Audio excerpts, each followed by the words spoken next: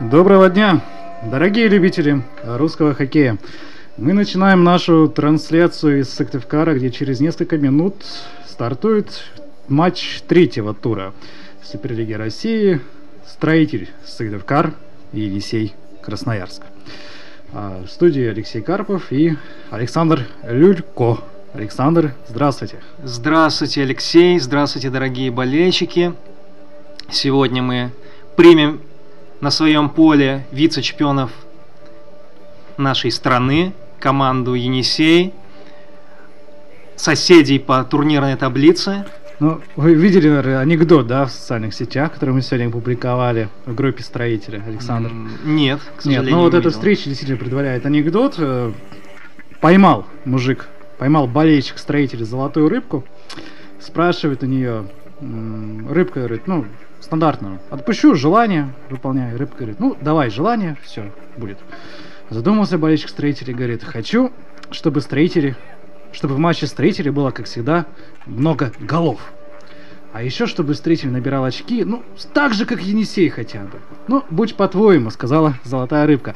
И мы действительно видим, что в матчах строителя много голов. И в прошлом сезоне это желание, в принципе, сбылось в матчах с Енисеем, прежде всего. Да, и мы видим, что обе команды действительно соседи по турнирной таблице, казалось бы, да, строитель и Енисей. Вот, у обеих команд по 0 набранных очков. Вот такие вот пироги. Но, надеюсь, не то чтобы надеюсь, да, чисто математические, статистические выкладки показывают нам, что сегодня кто-то наберет очки. Возможно, даже обе команды. Мы бы не отказались от ничейного результата, мне кажется. Абсолютно. Да, ну вот нам сейчас представляет бригаду арбитров Александр Пронин, главный судья, помощники судьи Александр Шакиров, Алексей Хлебников, трио арбитров из Ульяновска. Резервный судья Михаил Цивунин, город Сыктывкар. Я обратил внимание, что у одного из судей фамилия Шакиров. Да. Будем надеяться, что это будет на фарт. Да, ну вряд ли есть какие-то родственные связи, да, между Александром Шакировым и вратарем, строителем Максимом Шакировым. Но мы, наверное, сейчас о составах чуть-чуть попозже конкретно поговорим с вами, Александр. Сейчас у нас команда выстраивается в линию и должен отыграть гимн Лиги Чемпионов. Лиги Чемпионов. Если бы, да, гимн Российской Федерации и гимн Республики Коми.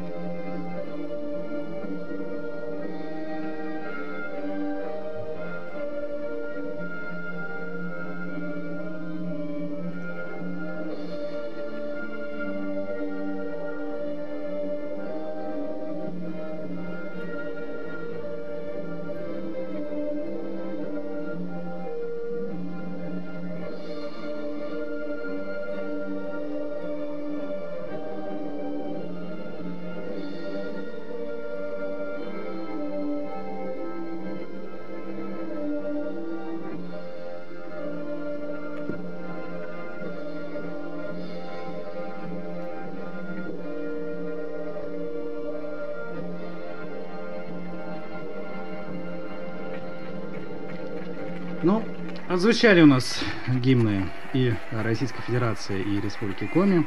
Все готово к началу игры. В центре поля бригада арбитров, капитаны команд. Ну и, наверное, самое время поговорить о составах. Мы предыдущие две игры начинали с гостей. Прошу прощения, мы две игры начинали с хозяев, да, с нашей команды. А сегодня давайте начнем с гостей. Вот две игры начинали с хозяев, две игры Строитель проиграл. Может быть, дело в этом. Да? Плохая примета. Возможно. Ну, кстати, видите, и две игры Строитель начинал на левой половине, вот сейчас поменяются. Вот. Тоже, возможно, в этом причина. Никто не знает. Люди суеверные, да? После матча мы узнаем. Узнаем, да, после финального свистка. Ну, давайте с Енисея начнем. В воротах номер 30 Вячеслав Лисак. Полевые игроки: номер 14 Патрик Шострюм, 55 Михаил Прокопьев, 91 Артем Ахмедзянов, 10 номер Вадим Чернов, 33 Андрей Прокопьев, 49 Илья Лопатин, 92 Дмитрий Макаров, номер 7 капитан команды Сергей Ломанов, 11 номер Александр Егорычев и номер 80 Алмаз Миргазов. Александр, давайте я вам предоставлю право рассказать про Сыктывкарский Строитель, про сегодняшний стартовый состав нашей команды. Состав нашей команды. В воротах Максим Шакиров, номер 20.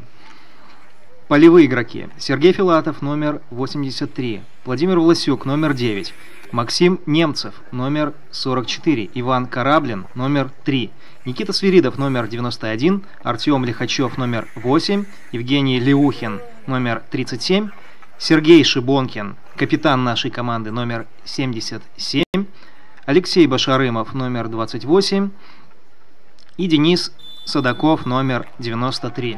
Ну и мы поехали. Началась у нас игра. Напоминаем, Строитель Енисей. Если вдруг кто-то только что подключился и не знает, куда случайно зашел, на какую ссылку в Ютубе ткнул, и вообще, в принципе, не видит левой шапочки, да, левого столбика табло. Что можно сказать по этой игре, Александр? Какие ваши прогнозы, какие, наверное, ожидания от сегодняшней встречи? Сегодня несколько игроков ключевых у нас отсутствует, к сожалению. Если потеря нашего вратаря Дениса Гутаренко, она уже в каком-то смысле привычная для нас, потому что первые две игры в основе нашей команды был Максим Шакиров, то сегодня наш клуб играет без Максима Зубарева. Во-вторых, отсутствует наш новичок из Кузбасса Игорь Иванов. Даже на скамейке запасных. Да, и Антон Апелендер, конечно, всем известно. Да, травма Антона Апелендера — это у нас на весь сезон. Обязательно мы после матча пресс-конференции узнаем, да, почему нету Зубарева, почему нету Иванова. Что-то мне подсказывает, да, что, характер травмы, опять же, да, тоже надо понять. Но это шанс для молодых игроков, которых я думаю, это шанс для много. Енисея. Шанс для Енисея. Вообще любая игра со Строителем, можно сказать. Тем более без Зубарева. Максим Зубарев — это игрок основы. Игорь Иванов, понятно, что усиливал бы игру, выходя со скамейки запасных.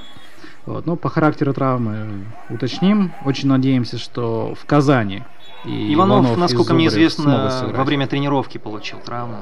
Вот мы сейчас видим, у нас еще и повреждение получил Сергей Филатов, 83 номер. Вылетел буквально за бортик в столкновении с игроком Енисея. Енисей с первых минут дает,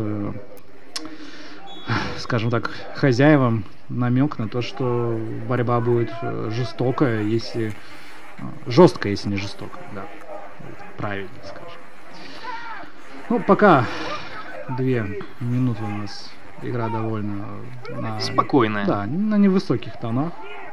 Это нам на руку. Я думаю, в начале матча нужно именно что выстоять, и глядишь. В двух предыдущих встречах Строитель пропускал неизменно быстрый гол. СКА забил на 13-й минуте, Байкал Энергия его осень на первой, да, причем мы прекрасно помним, как Байкал Энергия начал второй тайм игры со Строителем и буквально за стартовые 5-7 минут обеспечил себе приемлемую разницу в счете и, в общем-то, результат досрочно, да, до окончания игрового времени, и буквально там 40 минут команды, можно сказать, даже доигрывали этот матч. И мы увидели в прошлой игре Строителей запасных вратарей обеих команд. Да. Хотел сакцентировать внимание на Макаре Екишева, который дебютировал в прошлом матче в Суперлиге, отыграл на 0.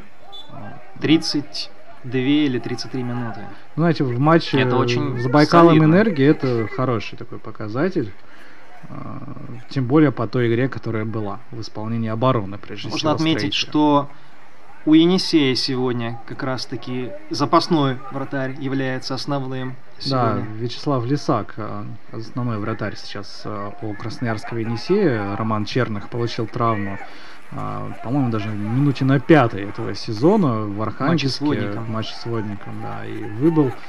Ну, ему вроде должны были даже вчера сделать операцию, если не ошибаюсь. По прогнозам, 2-3 месяца игрок пропустит.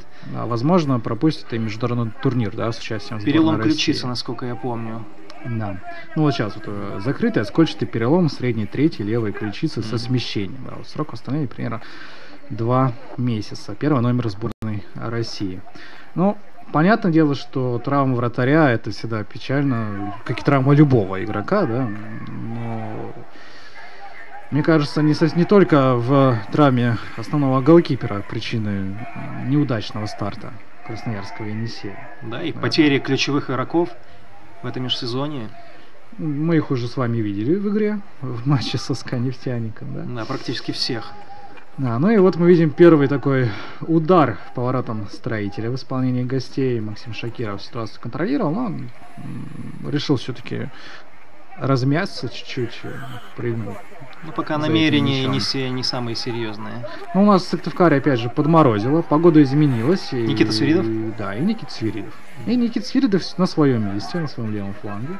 Так вот, подморозило чуть-чуть, погода изменилась. Наверное, сказалась эта ситуация и на качестве льда, потому что долгое время чуть ли не водное поло можно было играть, да? В то же время и Сыктывкаре. турнир на память. А сейчас, секундочку, первый такой уже опасный момент оставляли игрока Енисея на пятачке, но передача до не дошла. Турнир на память первого главы республики командира Спиридонова Александр. Да. Про него хотели сказать. Ну и поле не выдержало нагрузок дополнительных. Да, было В сумме с погодой. Да, было оно готовым, в хорошем качестве был лед, но чуть-чуть, конечно, подпортился. Но это на руку, конечно же, хозяев, да, где разница в классе немного нивелируется, но по-прежнему остается огромной. В том году как раз-таки первая победа нами была добыта в матче с Красногорском, когда шел снег весь матч, и игра была сведена в основном к забросам. Да, Да. да, было такое дело, и в той игре, напомню, травму получил Александр Ваюшин еще, да. На полсезона покинул строй, покинул основной состав команды. Но здесь контратака Енисея. По правому флангу у нас сейчас входит игрок в штрафную. Здесь Будем попытка, надеяться, что от ворот. Здесь от ворот, да, но попытка то ли ударить, то ли прострелить. Бросал он, скорее всего. Как-то набрасывал. Набрасывал, да. Но все равно не слишком удачно получилось. В Красноярске сейчас, насколько я помню, 22:30. То есть наши трансляции наверняка смотрят болельщики Енисея. Ну и надеемся, что мы вместе с ними видим красивый хоккей и без травмы. Сейчас очередное столкновение. Денис Садаков, прошу прощения, любимая моя фамилия. Все-таки Садаков, да. Денис Садаков столкнулся с игроком Енисея, и Денис оказался виновником этого столкновения, я так понимаю, с Алмазом Миргазовым, да, по-моему. С 80-м вроде. На повторе будет видно. Сейчас посмотрим. Нет, не с 80-м, нет. 91-й Артем Ахмедзянов пострадал от клюшки Дениса.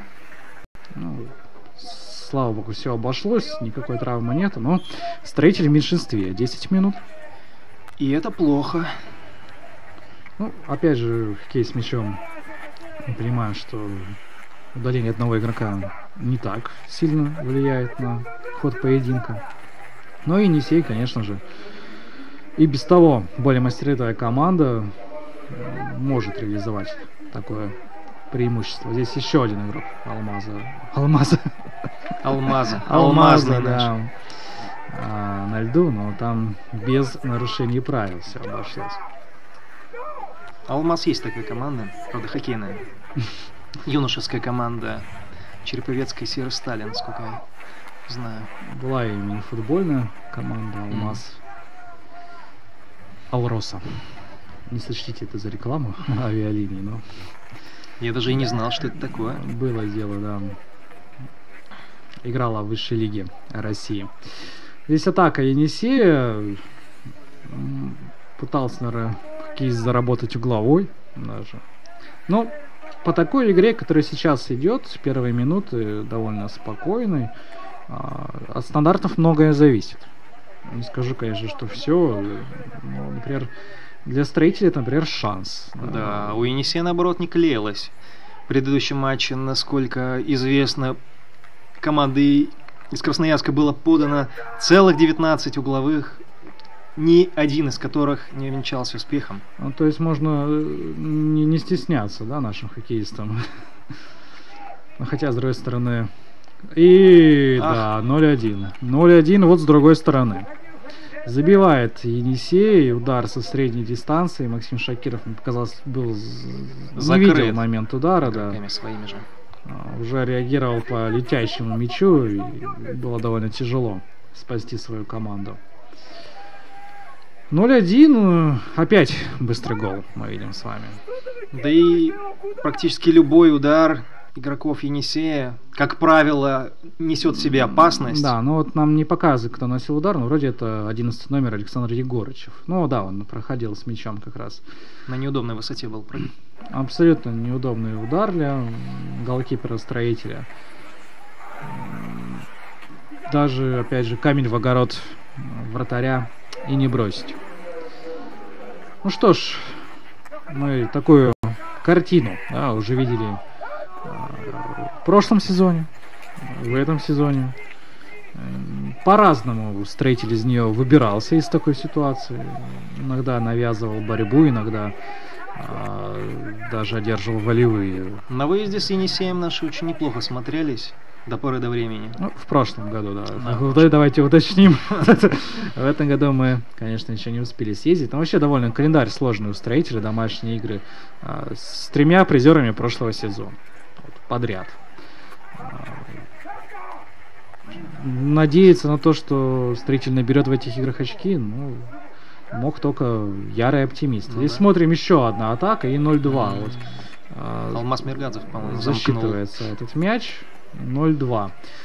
Не дают нам порассуждать о тяжелой доле Строителя хоккеиста клуба. Ситуация становится как-то, знаете, как будто матч с Байкалом или матч со СКА не завершался, да. Золотая рыбка, да, говорим, мы как-то давайте первую часть нашей просьбы поменяем. Да, здесь смотрим еще раз этот проход по флангу. Да, Вадим Чернов вроде это был, да, классический проход. 10-й номер, и Алмаз Миргазов отличается. Миргазов и в прошлом сезоне нам немножечко поднадосаждал. Да, в Красноярске Миргазов забил 5 мячей, в Сыктывкаре забил 3. И в целом в матче прошлого сезона завершились для Строителя более чем плачевно. Вот наконец-то. Здесь пас не проходит. Ну. Вот, завершились более чем плачевным результатом. 0-10 в Сыктывкаре проиграл Строитель и 3-15. Самое крупное поражение было и выездное, и домашнее. Да, 3-15 это, конечно, чуть ли не стало самым крупным поражением в целом, да, по прошлому сезону среди всех команд чемпионата. Это не 41-0, но да, в то же время. Но в то же время там была Кировская Родина, которая этот рекорд переписала на свое доблестное имя. Ну, если мы уже говорим о статистике, да, пока развивается очередная атака с Енисея, ну давайте посмотрим. И Ой, о статистике чуть попозже. Здесь пас прерывает кто-то из игроков обороны Строителя. Так вот, о статистике. До прошлого сезона команды играли в сезоне 2009-2010 годов, и тогда 2 встречи осталось за Енисеем. Да? Мало что удивительного. 2-1 и 7-1. Но до этого чемпионата команды пересекались только в сезоне 1993-1994 годов, и тогда... Хотел бы вас... в рамках чемпионата. В рамках чемпионата, да. конечно же, да. Мы говорим только о чемпионате. И тогда 5-2, 8-1 обе встречи выиграл Строитель.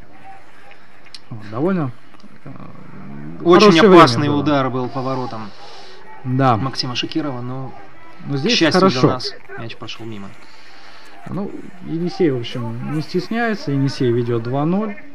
Что ему стесняться? В матчах против Енисея всегда на твоей стороне должна быть такая здоровая доля удачи. Как в матче как раз 2009 года, когда наши уступили с счетом 2-1. Гости быстро повели, насколько я помню, и отыгрались игроки нашей команды за счет ошибки защитника, который отдавал мяч назад, не посмотрев в то же время, кто находится возле ворот. А там оказался Михаил Красиков, которому не составило труда забросить мяч, практически выйдя 1-1. И счет держался примерно до 89-й минуты равный. Енисей не использовал огромное количество голевых моментов, но забил как раз-таки с углового. В той встрече он был по счету примерно 10-м. И это был единственный угловой. Как раз назначен он был, насколько я помню, ошибочно. Мяч ушел от игрока Енисея, но судья дал... Прям чувствуется боль в этих словах. Это действительно боль. Да, и именно с этого углового нам суждено было как раз пропустить финальный гол. Решающий мяч, да. Посмотрим, поддерживают трибуны нашу команду.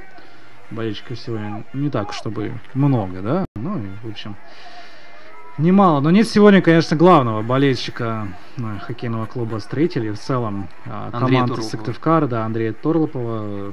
Вчера полдень сбит был Андрей Торлопов 70-летней водительницей из Сыктывкара. Получил серьезные травмы, черепно-мозговую травму, перелом, по-моему, основания черепа. Находится сейчас в коме в Центральной поликлинике Республики Коми. И так бы, конечно, был он на игре, но только вот такие обстоятельства останавливают его. Здесь мы видим, Енисей забивает на такой грустной ноте 3-й мяч. Но мы искренне верим, да, и все болельщики, и руководство клуба, и игроки, все верят, что успехи это приходящие. Все будет нормально, да, вернется рано или поздно к нам на трибуны. Но мы надеемся, что к тому моменту игра Строителя станет чуть получше, и соперник будет чуть послабее, да, чем Енисей. 0-3, не прошло еще и середины первого тайма. Едва 16 минут, да, 16 минут. В параллельных матчах Старт уже успел повести в счете в поединке с Мурманом. 1-0 ведет Нижний Новгород. Родина проигрывает на той же временной отсечке Динамо Московскому 0-2. И второй тайм подходит к концу в матче Волги и Динамо Казань. Там 3-7 в пользу Казани. Вот нам показывают, что автором мяча стал Виктор Чернышов, 9-й номер. Пока что забивают разные хоккеисты Енисея. Но я вот по такой игре предчувствую, походу, что увидим мы скоро Макара Екишева. Да. Не скоро, но во втором тайме. Да, потому что... Да, вот как вы успели отметить, что как будто мы и не завершали матч с Байкалом, но вот разница в том, что вратарь у нас другой в данный момент. Пары игроков нет, и Максим Шакиров вернулся, он и был в основе, да, вернулся на линию ворот. К Максиму меньше всего претензий вообще по всем этим играм. Старается, спасает свою команду, но мы все прекрасно знаем, что есть такие моменты, когда ни один вратарь в мире не мог бы спасти. Я вот не думаю, что был бы на месте Максима сейчас его визави Вячеслав Лисак, да, ну, даже если был бы Роман Черных, мне кажется, что по той ситуации, которая была, ну, мы увидели бы, наверное, тот же самый счет. Наши вратаря даже можно более опытным считать, потому что все-таки Лисак, он сменщик. Да, ну, за плечами Шакирова не один сезон тоже в Суперлиге, и прошлый Кстати, сезон Кировский вообще родин. стал проверкой для него, конечно же. Нет, и прекрасно он себе показал. Прекрасный человек, прекрасный вратарь. И, чаще всего именно его фамилию называем мы, говоря о матчах Сыктывкарского клуба. Когда говорят, что вратарь это полкоманды, ну, в данном случае это даже, наверное, больше, чем половина команды. Но вот именно остальная часть этой команды пока что играет... Маловато. Да, не на том уровне, который мы бы от нее хотели. Вот хотелось бы угловой сейчас получить в данном моменте, но судья указал. Судья говорит, что от ворот, да, и атака Енисея разворачивается. Стоит ли говорить, что интрига в этом матче уже убита? Ну, пожалуй, еще рано. Да, 0-3 это не тот счет, который ставит все точки над «и», тем более играть еще полтора Вот будет, тайма. когда 0-7, тогда можно будет Нет, сказать. давайте не будет 0-7, Александр. Давайте все-таки более оптимистично смотреть на жизнь. Да, но голы, к сожалению, в матчах с Енисеем конкретно даются нам очень тяжело. А вот Енисею очень легко. Да? Ну, это Как дома играем? играет. Играет. Да, Енисей. Ну, у Енисея скоро будет новый дом, как мы знаем, да, у них, по-моему, даже в декабре должен открыться крытый стадион Енисей-арена. Так что стоит, заранее, конечно, не поздравляют, но порадоваться пока что стоит за наших гостей. Мы пока что в крытом стадионе можем помечтать. Да, наверное, до Нового года они еще потерпят, Ну, до Нового года, да. а плей-офф они будут уже играть на своем новеньком стадионе. Хотелось бы даже, конечно, чтобы в плей-офф Енисей сыграл со Строителем. Ну да. Но такими темпами, конечно, нам бы до плей-офф еще как-нибудь выбраться. Но если Енисей будет играть со Строителем, надо нам как минимум 7-е место занимать, потому что первое минимум, место да. все-таки будет за Нефтяником. Да, но пока что мы видим угловой в исполнении гостей. Михаил Прокопьев, углового флажка. Есть у нас подача, есть розыгрыш какой-то такой хитрый, да, в исполнении гостей. Мяч мечется. Оригинальный. Да, штрафной и от ворот. Говорить о том, по силам ли Строителю 7-е место занять, когда Строитель начинает чемпионат матчами с тройкой призеров. Но если по ходу прошлого будут чемпионата. сниматься команды, то... Вы мне сейчас, знаете, как в мини-футболе, да, сейчас 12 команд, по-моему, и 8 команд из них тоже в плей-офф идут. Здесь еще атака идет Строителя, вот дальний удар. Первый удар в створ ворот. Да, вратарь на месте показал, что он, в принципе, не спит. Вот. Мини-футбол, наверное, будет показатель прошлый сезон, Нарушение когда произошло. команда с 10-го места вышла в плей-офф. Да, когда две команды перед ней снялись. Вот здесь Алмаз Миргазов как раз на льду досталось игроку сборной в этом игровом эпизоде. Нам еще непременно, наверное, покажут, что же там было. И ребятам там стало интересно, как мы видим. Да, да, не, ну, все вроде нормально. Может быть, там кровь идет из носа, да, тоже посмотреть, потому что запрокинул голову Алмаз, когда поднялся со льда. Хоккеисты Енисея тут недовольны. Да. Да? Ну, здесь Максим Немцев, да, получил удаление в этом игровом эпизоде. Ну, он тоже недоволен, мы видим, да. Ну, естественно. В общем, Он сам падал. Недовольных много, а свободный удар в итоге Енисей. Ну, доворот далековато, но удар там мы можем увидеть, что мешает. Розыгрыш мешает. Да, и угловой. Да, угловой зарабатывает Енисей.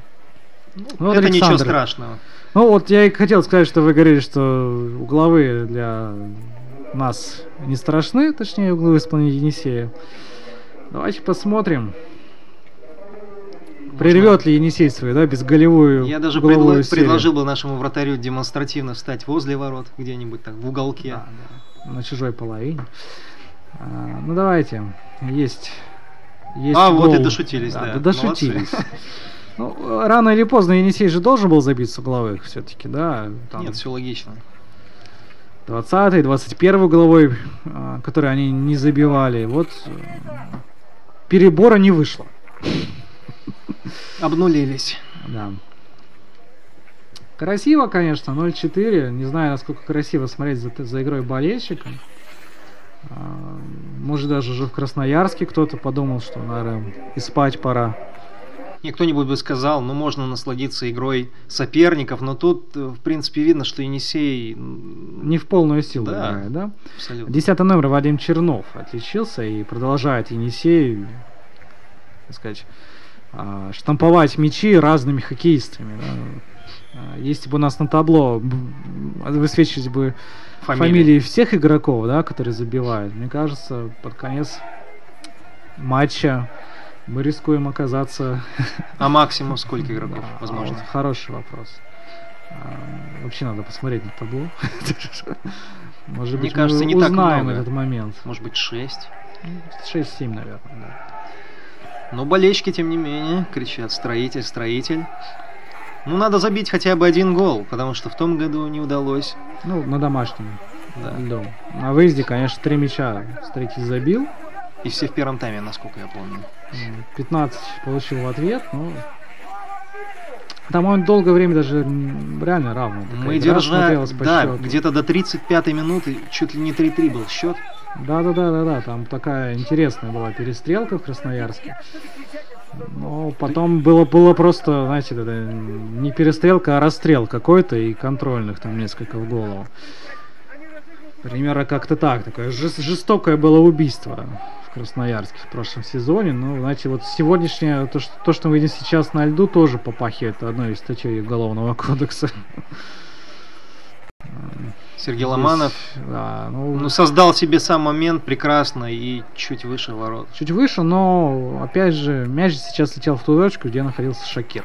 Прямо в голову он летел, как вы говорили. Да. Прямо в голову, только чуть выше. Да, то есть как бы здесь Максим, конечно, бы отразил этот удар волей-неволей. Ну вот у нас перевалил за экватор первый тайм, счет уже 0-4. Тайм-аута до сих пор не было.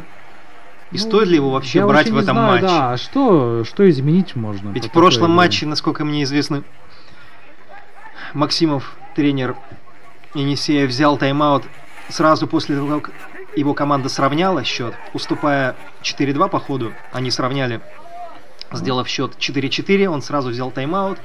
Тем самым... Дал отдышаться сопернику, прийти в себя. Соперник уже с новыми силами. Конечно, здесь тут такого не должно быть, но я опять же повторю, да, не знаю, что должно измениться для того, чтобы в тайм-ауте, да, чтобы строитель как-то смог переломить ход игры. Поменяться майками только если. Есть два варианта, да, то есть если мы сейчас увидим вместе Енисей 2, который в заявке не значится, да, есть вариант, что Енисей начнет забивать свои ворота. Там у нас, по-моему, по регламенту сейчас дисквалификация, да? Там, но в прошлом году был прецедент, да. Да, ну вот после того как раз прецедент это уже нельзя, да, позапрошлым. Вот. И игрока дисквалифицируют, да, и технически, по-моему, могут присудить. Вот такой вариант есть. Не знаю, там все остальные варианты еще более мифические, мне кажется, да. Подача и Вячеслав Лисак парирует удар. Удар хороший. Да, но прям в него летел на самом деле мяч. Хотя удар вроде был очень сильным, но не доставил особых хлопот. Да. По-прежнему Енисей. Енисей полностью контролирует ситуацию. Контролирует мяч. Знаете, нам часто говорят, вот так смотришь про комментарии после игр, да, типа поменьше отвлеченных разговоров, побольше комментируйте непосредственно саму игру. Но понимаете, здесь непосредственно сама игра, вот предыдущий и вот этот матч, он касается просто владения мячом, да, то есть строитель отдает инициативу, отдает территорию, это логично, играет вторым номером. соперник владеет мячом на протяжении, наверное, 60-70% времени. Создает моменты, но именно вот мы, наконец, с мячом. Да, это Никита Свиридов. Но это именно острой такой взаимной игры мы никогда не видели пока что, да, в этом сезоне в исполнении хозяев льда. Ну вот, в следующей игре домашней мы играем с Трубником. Там поровнее, конечно, надеюсь, будет ситуация. Все-таки дома мы, как правило, с Трубником играли неплохо. Здесь будет удаление в составе Енисея. Вот, наконец-то вынудили. На ком же свалили? На номере 20. Вот не видно. Ну, у нас немного игроков под номером 20. Это либо Башарымов, либо Ваюшин. Да, вот, ну, это похоже, да, Ваюшин. Так что... Ну, здесь свободные удары даже. Вот, Енисей стеночку выстраивает. Когда мы забивали со свободного вопроса. Было дело, по крайней мере, в высшей лиге. Да, но это в наших случаях крайне редко. Немножко другой дивизион, все-таки, да, самую малость. Топ-клубы, конечно, топ-клубы вот такие вот моменты используют и делают счет 0-5. Где-то далеко-далеко Вячеслав Шахрин, Владимир Шахрин, да, лидер группы Чаев, переделывает свою песню, походу. Или можно переделать песню «Енисей, Енисей, ты удобный, Енисей». Ты удобный Сыктывкар. Да. Александр, композиторы у нас все-таки вы. Вот. 0-5. Первый тайм. Интриги. Вот сейчас, мне кажется, все-таки интриги уже нет. Даже на бумаге интрига главная. Интрига, конечно, в том, забьет ли строитель раз. Тотали еще есть такая интрига. Забьет ли Енисей 10. Вторая интрига. И сколько будет хит-триков? Я надеюсь, что потом вот Миргазов забил, да, дубль Миргазов. Надеюсь, что хотя бы потом до 15, чтобы мы потом с вами не доходили. И то на этом будет хорошо. Вот мы говорили о том, что обе команды стартовали с 2 поражений в чемпионате. Вот наша команда атакует. Сейчас давайте дождемся. Я уже хотел сказать гол, но почему-то нет мяча в воротах. Не последовало передачи, хотя... Да, там бить надо было, там же можно не без передачи. Ну, конечно, Сергей Шибонкин говорит, что надо было, может быть, 12-метровый дать, там задержка была клюшечкой. Но без 12-метрового и без забитого мяча строитель и атака Енисея. Так вот, в сезоне 16-17 годов красноярцы стартовали с 3 поражений. Да, уступили они Сканефтянику 4-7-0-4 и Байкал Энергию 3-4. Но тот сезон был со спаренными матчами, да, и логично. Это первые ли игры были вообще? Стартовали, да, но вот статистика говорит, что стартовали. Потому что писали, что с 2 побед 21 год назад. Да, с 2 поражений, да. Это я тоже видел, поверьте. Я смотрел статистические данные, просто разные ресурсы. И соперники, кстати, были те же, что и у нас в начале сезона. Это 97-й год, Хабаровск, Иркутск, 2016-17 тоже Хабаровск, Иркутск. Ну, в общем, тут, понимаете ли, Енисей стартует с поражения от СКА и Байкала. А что же говорить о строителе, да, которому вдобавок еще... А вот и возможность, наконец-таки. Стандарт, да, головой строитель получает. Гол действительно нужен. Мы уже наиграли как минимум на гол прошлым моментом. Да. Так, расстрел. Такой. Вот действительно расстрел сейчас был. Метров с 8. Прямо во вратаря мяч. Никто пришел. Не мешал. Да. Вот. Ну, в общем, все идет к тому, что сегодня Енисей держит все-таки первую победу в этом чемпионате. Как это не было бы удивительно. Ну, смотрите, да, реально, вот просто во вратаря. Убойная позиция. Никто не мешал. Не знаю даже, как можно так было бесхитростно пробить. Вот. Даже перед тобой, пусть ты хоть Енисей, там, хоть, не знаю, хоть СКА, хоть Сандвикин какой-нибудь, да? Надо какой-нибудь Сандвикин, да, господи. Вот я просто смотрю сейчас данные, как Енисей играл на Кубке мира. Сразу пришел в голову Сандвикин. На Кубке мира Енисей, между прочим, попал в одну группу с нашими хорошо знакомыми финнами из Вейтеря. Напоминаю, в прошлом сезоне, уже по окончании регулярного чемпионата, Строитель и финский Вейтеря, чемпион Финляндии нескольких последних сезонов, провели товарищеский матч с Старицей Коми. Завершился он 8-8. Хотя мне, конечно, казалось, что 8-8 был такой же в конце товарищеский счет, чтобы зрители увидели шоу. Да, наша команда вела в 3 или 4 мяча. 3 мяча точно, 7-4 было. Здесь опасно было ворот Енисея, но... Очередной прострел. Да. Второй, наверное. И по-прежнему, смотрите, мяч остается у сыктывкарцев. Есть выстрел. Да! Прям как, ну, как пульнул, так пульнул. Это у нас Евгений Люхин был, но на месте вратарь. Так вот, да, 7-4 был счет. Сыграли команда 8-8, и в серии 12-метровых финны оказались точнее. Но это, по-моему, был уже элемент шоу после того, как наши обеспечили себе комфортное преимущество. А вот Енисей с финнами шоу не стал устраивать, да. Тем более играли в официальном турнире. И 11-1 на Кубке мира. Шведы. Но все-таки они сподобились на финнов разгромили, да, но финны забили один мяч. По правде говоря, я присматривал руководство Строителя кого-то из игроков Вейтеря в свой состав в этом межсезонье. Но зарплата, которую попросил хоккеист в пересчете на рубли, по-моему, была где-то в районе 500 тысяч.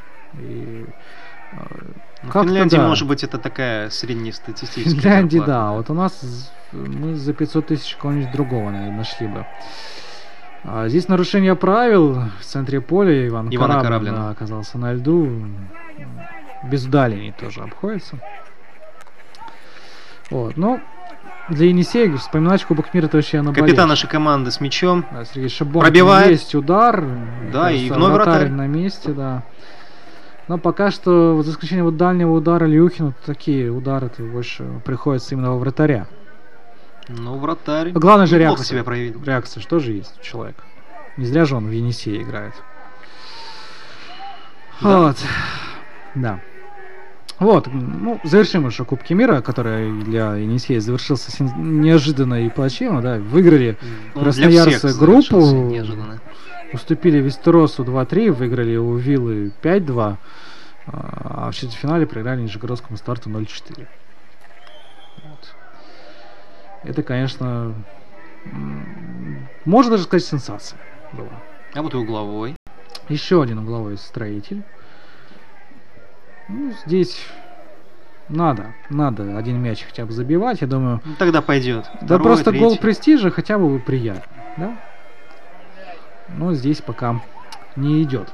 Ну, мы говорим про Вячеслава Лисака, да, вратаря Енисея, который уже несколько раз вступил в игру, но ведь Лисак и в Красноярске весь матч отыграл в прошлом сезоне, да, который 15-3 с Енисей выиграл. Сергея Ломанова не очень выкинули хорошо, за борт. Да, поступили с ним. Вот. И в Сыктывкаре Лисак в том сезоне вышел на второй тайм при счете 4-0 в пользу своей команды. Так что один сухарик из Сыктывкара он увез в том году. И дома, получается? Не, ну там 15-3 дома. Ну, если его заменили... заменили его здесь, в Сыктывкаре. Ага. Да, там он выходил, там он полностью отыграл. Трижды его все-таки смогли пробить наши хоккеисты. Ну, нам сейчас хотя бы один увидеть. Вот в первом тайме. Но здесь удаление было в том эпизоде с Ломановым, конечно же, да, и Строитель снова в меньшинстве. Такой был прием из единоборств, скорее. Ну, звезду мирового хоккея с мячом в Сыктывкаре любят, да. Но защитники показали, что звезда звездой, как говорится. А играть мы тоже умеем жестко.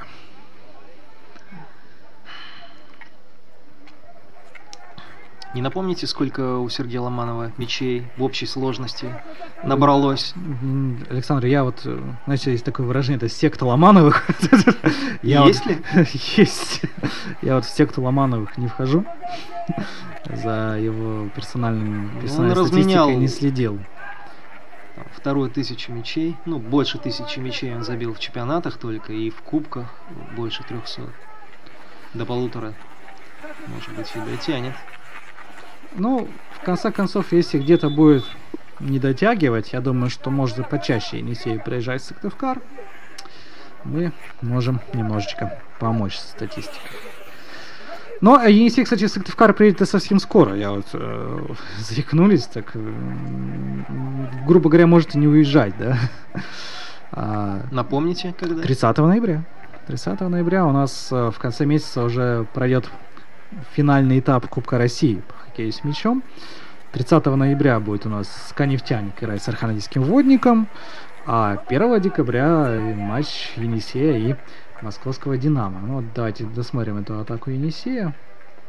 Уверен, да, это выход 1 в 1. И наконец-таки дали возможность проявить себя нашему вратарю. Мне здесь показалось, конечно, что Максим Шакиров сделал все от него зависящее, как и в предыдущих эпизодах.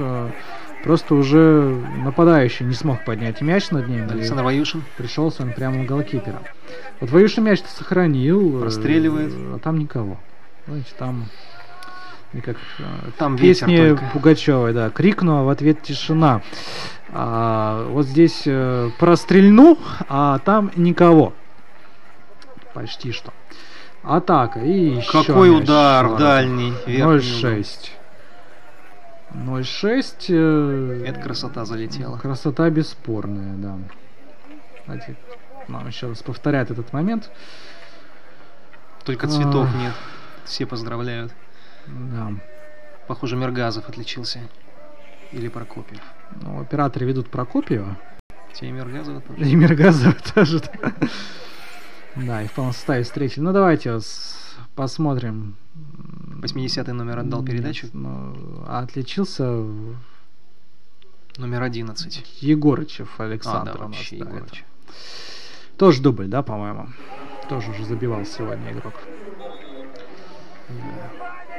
А вот и удаление еще.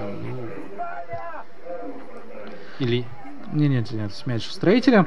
Ну, иначе как мучение вот эту игру, вот этот тайм не назвать. Да особо-то и не мучился Строитель. Ну, я вот вижу вот на то, как на лица игроков, когда они просто получают очередной мяч, это уже... Это не смешно, конечно же, да, это... На самом деле сейчас такой уровень, такая разница между командами. Да, к сожалению, в то время, когда и Енисей... В то время, когда мы выиграли Енисея 8-1, да, это, как я уже говорил, это было начало 90-х. Да, но последний раз мы выиграли... Последнее достижение Строителя как раз-таки связано с победой над Енисеем, когда мы в полуфинале Кубка России обыграли красноярскую команду со счетом 2-1, если мне не изменяет память, и вышли в полуфинал Кубка. Вот, ну, к сожалению, там мы уступили, и в матче за 3-е место уступили. Но все игроки получили мастеров спорта. Это был, если не ошибаюсь, 2005 год. Чемпионат мира по футболу показал, что не обязательно даже в полуфинал выходить, чтобы получить заслуженных мастеров спорта. Ну, конечно, соревнования немножко другого уровня. Вот. Россия щедрая душа. Конечно. Из контратак Сыктывкарского клуба. Никита Агафонов, видим, да, уже на льду. Уже Павел Яковлевич молодежь дает поиграть. Да, мы обычно видим молодежь в конце встречи. Но я думаю, что мы, наверное, если Куликов, Андрей, там, Павел Арзобов еще не вышли на поле, то мы их сегодня обязательно увидим. Обязательно. Молодые ребята подтягиваются к основе. Павел Арзубов и вовсе кандидат в сборную России до 20 лет. Как и вратарь Макар Якишев, которого мы, уверен, тоже сегодня увидим на льду. Ну а где, как не здесь, набираться опыта? Конечно. Когда счет уже, в принципе, да. Счет позволяет, результат позволяет. Я не думаю, что... Во-первых, я не смотрел регламент, да, если признаться честно. Влияет ли на что-то разница мячей? Вот, а во-вторых, ну, грубо говоря... На настроение болельщиков разве что. Ну да, но я думаю, что болельщик поймет, если будет играть молодежь. Да? Если молодежь получит свое игровое время, уж тем более она себя если покажет. Макар Якишев в матче с Байкалом себя показал. Несколько сложных эпизодов выручил свою команду. Ну, можно сказать, он был на кураже. На кураже, да, и сыграл превосходно. Ну, увидим, все нас впереди ждет. Пока что Шибонкин прошел мимо двух хоккеистов Енисея. Третьего пройти не удалось. Колобок, в общем, из Сергея получился так себе, скажем, да. От бабушки и от дедушки и ушел. А лиса... Да там даже до лисы даже еще не дошел. Вот в чем проблема. Ну, тут, знаете, то, что он от бабушки ушел, это уже хорошо. Скажем так, метафорично. Вот, ну, и завершая разговор о кубке, хотя есть еще о чем поговорить и там, завершая разговор о кубке, который придется в Сыктывкаре в финальном этапе, напомню, что второй полуфинал «Динамо» и «Енисей» изначально был запланирован на 13:00, но перенесли на 17:00, на вечернее время, по просьбе по просьбе хозяев площадки. Да, днем, потому что у многих нет возможности. Ну, это хотя выходной, по-моему. Ну, это уже там, как говорится, совсем другая история. Здесь угловой Енисей. Да, и защитник нашей команды вот здесь спасает буквально, да? Здесь был близок Енисей к еще одному мячу. Щитком. Я, честно, не знаю, как вот это на это смотреть. Ну, в матче с Байкалом, в случае пробития нами угловых, было несколько таких эпизодов, когда здесь мы видим, Максим Шакиров едва по футбольному даже сыграл, так перевел мяч. Или по волейбольному. За перекладину, да. Элегантно я бы назвал этот момент. Еще один угловой Енисей. Минута у нас осталась основного времени. В перерыве болельщиков ждут конкурсы, призы, танцы, развлечения и обсуждение перипетий первого тайма. Здесь мяч остается у Байкала. Я говорю, матч с Байкалом для нас идет дальше. Да, мяч оставался у Енисея, конечно же. Абсолютно дежавю. Вот, третья игра Строителя, это они все как под копирку. Абсолютно. Для нас и Байкал, и Енисей. Все на одно лицо оказались. И Хабаровск. Да. Который действительно по большей части, то есть добрая половина их основного состава как раз таки это игроки Енисея. Ну, шутили болельщики Енисея, когда красноярская команда играла со СКА на Кубке страны. Сейчас еще один момент у ворот Строителя. Ну, защитник. Вот. Шутили, что Енисей играл с Енисеем. И победил. И победил другой Енисей, да? не настоящий. Фальшивенький. Завершается у нас время. Должен вот прозвучать свисток на перерыв. Есть что обсудить, есть о чем подумать тренерскому штабу Строителя, игрокам в том числе. Ну, я думаю, что красноярский клуб все устраивает. Да? Может быть, конечно, не устраивает тренерский штаб то, что там сервис, не та скамейка, раздевалка, там, не знаю, лед. Ну, все-таки околоигровые моменты, но то, что мы видели на льду, конечно, полное преимущество Енисея. Ну, мы на этом прервемся ненадолго, на минут 20, после чего... Не уходите. Да, после чего вернемся в эфир смотреть дальше. До встречи.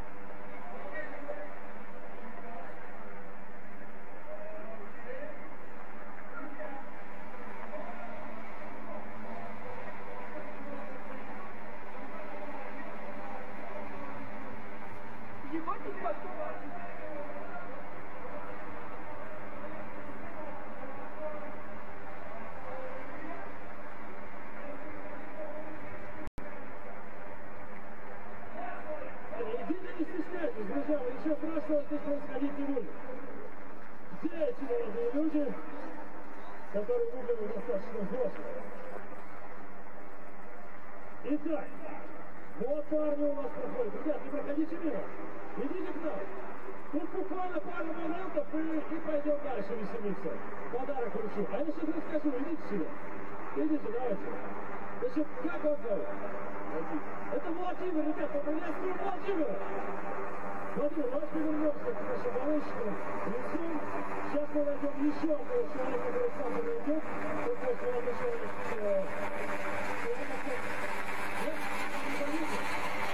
Давайте, вы у нас как вас зовут? Алексей Алексеевич, ребята, приветствую! Сегодня человеку с того, что вручили золотой знак отличия ГТО. Так, молодежь, я попрошу не играть специально в хоккей, как я не знаю. Отойдем немножко назад. В общем так, ребята, вы пришли помогать за вашу команду. За команду строите. Сейчас каждому из вас я дам микрофон, у вас будет возможность посвящать самую главную встречалку по вашему мнению.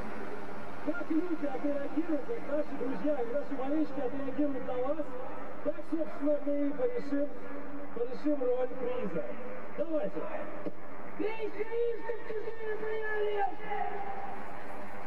Друзья, это что, собственно, ваши реакции на все? Мы сейчас дождемся. Алексей Алексеевич, нам попробуем еще разок. А я надеюсь, друзья, вы обязательно отреагируете. Давайте попробуем еще разок. Здесь своишь, чужие боялись. Реакции! Бейся, чтоб чужие боляли! Мало, окей, пробуем еще. Ура! Строитель лучший! Строитель лучший! И мы не убили! А куда что мы там за что-то прыгаем? Запад не иметь в виду! Друзья, есть возможность сделать нас еще громче. Говорят, плохо слышно. Я надеюсь, сейчас нас услышат там в радиорубке и сделают погромче. Ну что, друзья, давайте просто проголосуем. Кто интереснее? Бей своих, чтоб чужие боялись, поаплодируй, покричу. Мало, окей. Ну и что, строитель? Строитель лучший. Здесь, как бы, реакции, к сожалению, поменьше. Ну что, я обещал подарок. Алексей Алексеевич, как и обещали, приятный подарок, возьмем свет и приятную сцену. Давайте это не делайте, это наш камера, посмотрим свой подарок и порадуйте все вместе. Внук, иди сюда, Егор, покажись нам.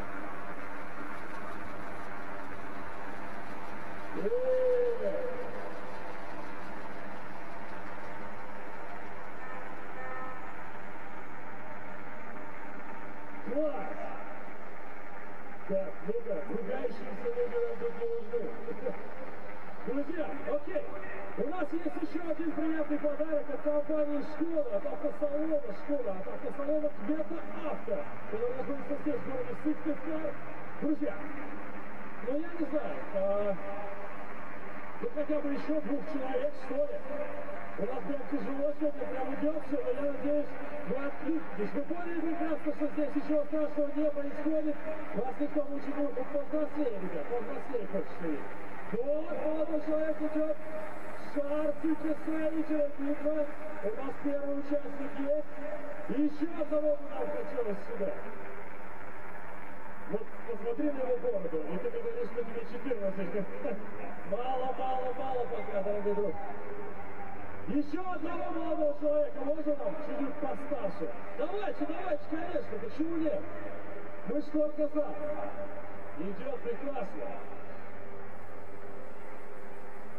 А девушка идет к нам? Ну ладно, раз уступайте, идите, все, я не против. Не, девушка, идите к нам, идите, так даже веселее будет. Серьезно. Ну, молодой человек, настоящий джентльмен, уступил. Это правильно, это приятно. Так, ну хорошо, давайте знакомимся. Это Яга! И Оксана! Хорошо, друзья, ну что, нас всего 2. Давайте, я задал вам, 4 вопроса. А вы как только понимаете на них ответочные места, на него ответ, не выкрикиваете, а поднимаете руку и даете мне правильный ответ, я надеюсь. И за это, собственно, он насчитывал балл. Друзья, внимание, меня хорошо слышно, понимаете? Какой вид хоккея называют русским хоккеем? Хоккей с мячом! Правильно, 1 балл есть. Оксаночка, не думаем долго, давайте сразу, да? Можно поднять руку, потом додумывать, вариант, да? Так, хорошо. Вот хоккей с мячом, да? У него же есть еще название. Как по-другому называется? Так, это бенди. 2-0, друзья. Приз у меня только один, разрешительный при меня не будет, к сожалению. Друзья, как называется спортивная площадка, на которой это бенди играет? А? Ну, хорошо. А если его заливают, то... Ну, правильно, ледовое поле, либо катковое. Хорошо. 2-1, друзья. Идем дальше. Хорошо, если у этого ледового катка... Если у этого ледового катка появляются бортики, то он автоматически называется... Думаю, 4 буквы буквально. Вот было там. Вот если Б на К перебрать, то Кот правильно был, молодец. 2-2, друзья. Хорошо, идем дальше. Вот этот финальный вопрос, конечно, сейчас, но он прям супер простой, я полагаю. Друзья, хоккей с мячом, да? Ну, в него, понятное дело, играют мячом. Так вот, этот мяч какого цвета? Оранжевый, розовый, да, ну, собственно, чаще оранжевый. Друзья, ну что, мы поздравляем Якова. Яков у нас победил. Оксаночка, но честная борьба. Яков, старина. Там он подарки дарит, тут Яков сам, наверное, разберется, я думаю, пойдет к своей даме и ей этот подарок вручит. Спасибо, покажи в камеру, вот вместе порадуемся. Класс! Спасибо, дорогой друг, продолжай болеть. Друзья, у меня для вас есть еще пара важных моментов. Я напомню, что сегодня у нас были подарки от МКРЕП, от наших партнеров. Также, друзья мои, я сейчас очень скоро вручу подарок от автошколы «Гермаш», между прочим, сертификат на 3000 рублей, буквально через мгновение. Кстати, здесь поучаствует, безусловно, молодежь. Но также я напомню, что билеты на все матчи, которые вы ходите, друзья, эти билеты нужно сохранять. Собирайте их, я не знаю, в конверте, в папочку, в файле, неважно. Потому что именно в конце сезона, друзья, вы сможете благодаря этим билетам выиграть крутые супер-призы. Фирменный велосипед марки Шкода, друзья. И это прям очень крутая штука. Его разыгрывают автосалон Квета Авто, официальный дилер Шкода в Республике Коми. Также набор инструментов одному из болельщиков подарит сеть магазинов МКРЕП. Агентство БМК разыграет 100 литров бензина, ребята. Это тоже очень серьезно. Повторюсь, нужно будет собрать все корешки ваших билетов на домашние матчи строителя, а в конце сезона обменять их на купоны розыгрыша. Именно эти купоны впоследствии будут участвовать в главном розыгрыше наших турниров, друзья. Ну что, молодежь у нас здесь есть. Короче, друзья, давайте между вами, в общем, мне нужно... Да черт, 4 человека, 4. Давайте, братаны, идите. Вот что, брат, 4, смотри, уже набралось, все, поздняк. Давайте, парни, идите сюда, по обе стороны от меня вставайте. Значит, смотрите, мы сейчас с вами познакомимся, а потом как-нибудь по канале маленькую историю. Как меня зовут? Это Иван, друзья, это Иван. Вы у нас Илюха. Ну, поаплодируем, че? Так, ты Макс и Влад. Ребята, Владу поаплодируем. Короче, так, смотрите, парни. Поменяли, тут хоккеисты, хоккеисты, они должны быть быстрыми, вы играете в хоккей, правильно? Вот. Эти хоккеисты, смотрите, мы пойдем вот туда, вот к тому столбу, прямо с того столба мы все это дело организуем. Смотрите, Сейчас, короче, кто-то кого-то будет урвать, вот такие моменты, слышал, друзья? Значит, встаем и по очереди начинаем маленькую эстафету. Короче, смотрите, бежим вот от этого столба вот до того, третьего. Значит, первый, второй, третий. И возвращаемся обратно. Ну, я жду, там буду. Вот здесь, смотри, видишь, вот это у нас первый будет, да? Вот второй и третий, да? Вот до третьего столба ты бежишь? Нифига. Мы делать будем это по очереди. Все вместе мы не побежим. Нет. У меня есть секундомер. Я его сейчас найду и буду вас мучить, друзья. В общем, я повторюсь, кто быстрее прибежит обратно, да, по, вот, собственно, нашему времени, тот и получит крутой подарок от автошколы «Вираж».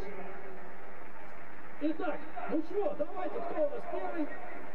Друзья, все назад встаем. Влад у нас уже подготовился. И Влад сейчас покажет красоту, я полагаю. До третьего добежал и обратно. И тут я нажимаю стоп, окей? Значит, до третьего столба, господи, раз, стоп, два, и вот там три. До третьего добежите и обратно. Что так долго думаю? Окей, 3, 4, погнал! Неплохо. Давай, дружище, обратно. 8 секунда, 9. Так. Нет, опа, 13:75. Давай, запомни, пожалуйста, свои секунды. 13:75. Окей. Второй участник побежал, надеюсь, что его поддержит. А вот, что нет, ну и фиксим, ладно. 3, 4. Погнали! Друзья, достаточно неплохо, дальше продолжается. Так, опа, 13:73, между прочим.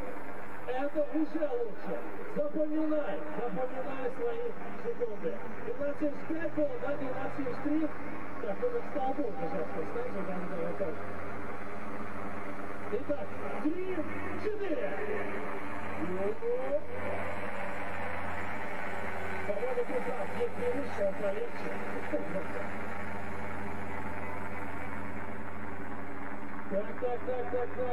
Ну тут уже все как бы 14:53, старина, прости. Итак. Так, ребят. Юные хоккеисты, я прошу вас. Помогите, ребят, отойдите, пожалуйста, у нас сейчас тут беготня будет жесткая. Мы все знаем результаты твоих друзей, да, и теперь, я надеюсь, ты сможешь их побить, но мы в это верим. Итак, 3, 4. Давай. Вот тут уже многое помешало, да. И... Опа! Вот тут, на самом деле, 13. Почти 20 было на самом деле. Это победа, ребята. Ну я просто чуть позже нажал, но это все-таки 13-20. И это победа. Иди сюда, иди покажем тебя людям. Иди. Напомни, как тебя зовут. Это Макс, друзья. Это сегодня наш победитель, самый быстрый. Я надеюсь, будущая звезда хоккея. Подарочный сертификат на 3000 рублей в автошколу. Куда? Ну-ка посмотри. Учебный центр «Вираж». Старик, впереди у тебя, да, в далекое будущее. Я надеюсь, оно будет светло. Ребята, спасибо вам за отзывчивость, дорогие. Кто там у нас помнит хорошие кричалки? Кто-нибудь попробует завести? Сыктывкар! Вы где?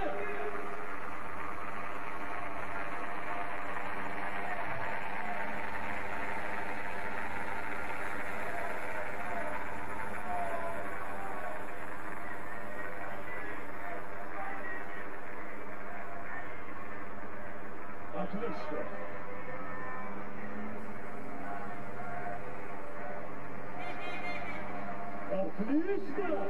Но только вот отлично благодаря 2 людям. И остальные-то Сыктывкар. Ну хоть просто сделайте громко, друзья. Сыктывкар!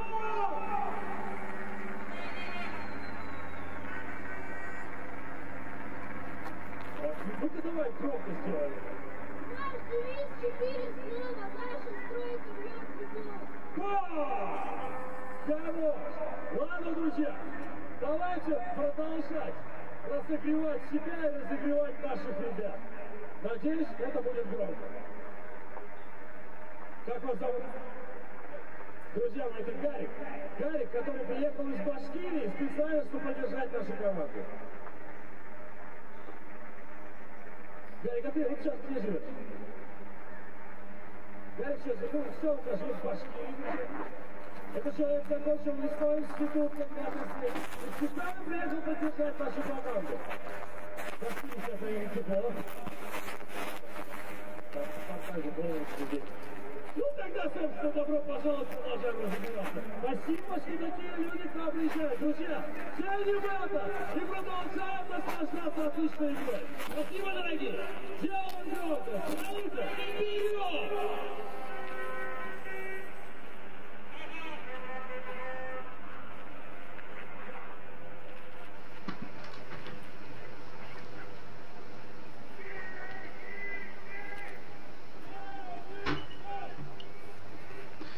Что ж, мы возвращаемся в Сыктывкар, возвращаемся к трансляции. Первый тайм матча «Строитель Сыктывкар» Енисей Красноярск уже позади. Готовится команда, выходит на вторую половину игры. Счет 0-6. Хотелось бы, конечно, чтобы было в другую пользу, но что неудивительно, да, в пользу Красноярского Как мы с клуба. Алексеем решили, Енисей забил все свои моменты, а Строитель не забил все. Это не мы решили, это мы шутили, Саша, как бы мы это вроде. Но все-таки была пятиминутка, когда наш Строитель один гол-то заковырять должен был. Вполне, да. Выходит команда сейчас на лед. Да, и уже, в принципе, интересно, потому что Максим Шакиров практически упал. Тяжело дался матч. Да. Тяжело. Не без потрясений. А вот Макара Екиша нам показывают. Думаю, что время Макара придет. Да, И в этой игре. Тренерский штаб Строителя во главе с Павлом Францем. денежки вот в кейсе, скорее всего, несут. Мне кажется, что если бы там в кейсе были бы денежки, то их нужно было бы заносить до игры, Александр. Нет, ну, никогда не поздно. Лучше поздно, чем никогда. Да. Ну, сейчас уже только если Красноярску заносить в раздевалку. Мало ли, вдруг поможет. Ну, будем надеяться, что... Что поможет что-то другое, да? Чудо. Чудо. Такое, знаете, сыктывкарское. Но что-то мне подсказывает, Саш, что чудо мы... Чудом будет не пропустить 10 Да, что... для начала. Да. И чудо вряд ли мы увидим с вами. Давайте дождемся сейчас начала второго тайма. Что-то так Александр Егорычев там в центре поля объясняет своему напарнику по команде. Ну и Строитель разводит мяч. Возможно, объясняет, что команды поменялись. Что надо забивать частями все-таки поля. в другие ворота, да? Да. Зря. Вот зря объяснил. Если бы не вот эта подсказка, была бы у Строителя возможность Хоть какая-то. спастись, да. Хоть какая-то. Ну, давайте, наверное, о стартовых составах поговорим. О стартовых составах, с которых команды начинали непосредственно игру. Наверное, даже объявим и запасных, чтобы было полное представление у тех зрителей, кто только что подключился к нашей трансляции. Начнем с хозяев поля. Мы уже в первом тайме убедились, что кого мы бы первым бы не называли, это не влияет на итог, на ход поединка. Так что все суеверия оказались лишними. Итак, Строители, вратари команды Максим Шакиров и Макар Екишев. Было бы замечательно, если бы они бы вдвоем поиграли. Вот. Да. Но пока у нас на поле Максим, Макар в запасе. Полевые игроки, те, кто начинал эту игру: Сергей Филатов, Владимир Волосюк, Максим Немцев, Иван Кораблин, Никита Свиридов, Артем Лихачев, Евгений Илиухин, Сергей Шибонкин, капитан команды, Алексей Башарымов и Возможность забить. Денис Садаков. Не сбивали ли игрока нашей команды? Ну, вот здесь арбитры уверенно показывают в сторону. Никаких тут скрещенных рук. Да. Никаких тут, никакого лося, как я бы назвал этот жест арбитра. Только вот вводит мяч в игру строитель, и здесь борьба штрафной, так вот повысили темп, а мяч сорвал хоккеистов Енисея. Ну и запасные игроки: Макар Екишев, Андрей Куликов, Павел Разубов, Никита Агафонов, Александр Ваюшин, Максим Медведь и Артем Зимин. Это был состав строителей. Александр, ну, пожалуйста, сейчас мы поменяемся своими ролями, да, сейчас состав Енисея с вас. Итак, у Енисея основной вратарь команды Вячеслав Лисак. Сейчас надо было, да, угловой, чтобы он вступил в игру, но да, пока вратаря мяч немножко. не дошел. Объявлять. Ну, стандарт — это здорово. Осталось эти стандарты еще реализовывать, На кубке воплощать в неплохо жизнь. у нашей команды получалось. Ну, я бы сказал, что у нас, в принципе, стандарты-то неплохо и сейчас шли, да, и в матче с С Байкалом. просто тем мяч более. не заходил, да. Он хоть и Чуть-чуть шел в не створ, хватало. да, но... Кстати, здесь есть подача, нету только толком удара. Мне кажется, сейчас даже ворота немножко сдвинулись, да? Вы не заметили, Александр? Ну, То да, ли на долю. ветром, то ли хоккеистом Енисея. Ну, Может быть, продолжим. настолько силен был порыв. Сыктывкарцев забить Да. этот мяч. Скорее Да. всего, из-за этого. Продолжим. Итак, основной вратарь Вячеслав Лисак.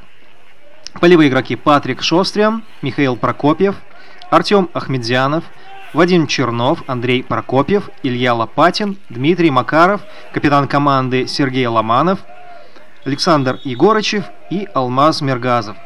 Запасной вратарь. Сейчас угловой теперь уже Енисей Да. зарабатывает. Давайте посмотрим этот момент. Стандарт.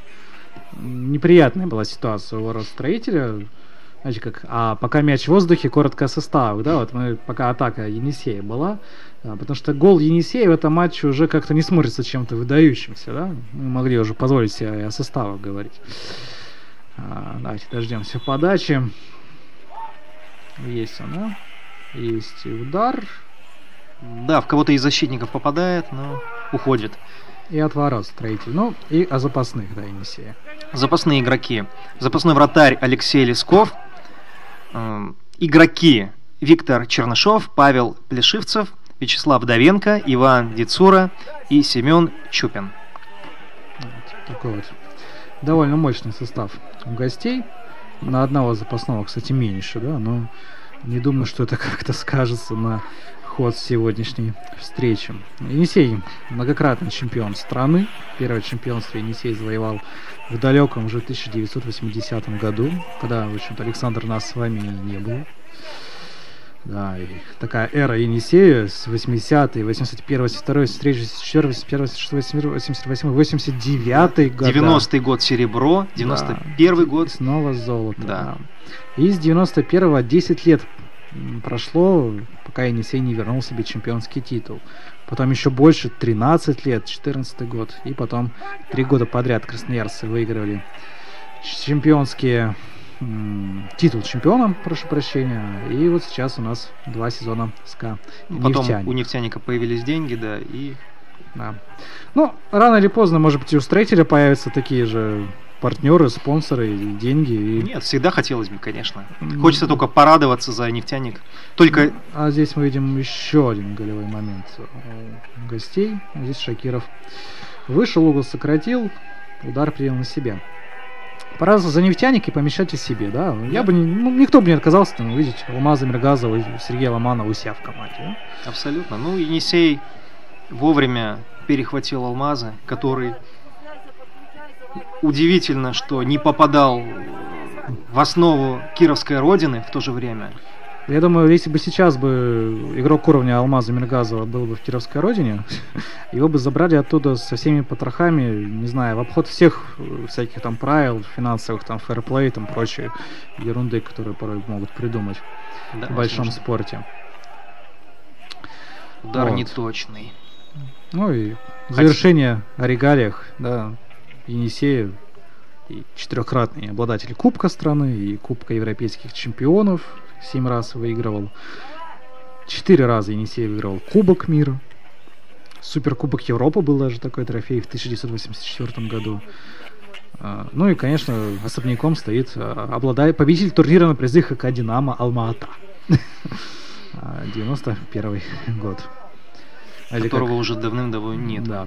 Знаете, как московский футбольный «Спартак» все время троллит Копа де Соль, да, в свое время, да, чемпионского титула. Вот приз турнира «Динамо» Алма-Ата. Игра у нас потихонечку продолжается.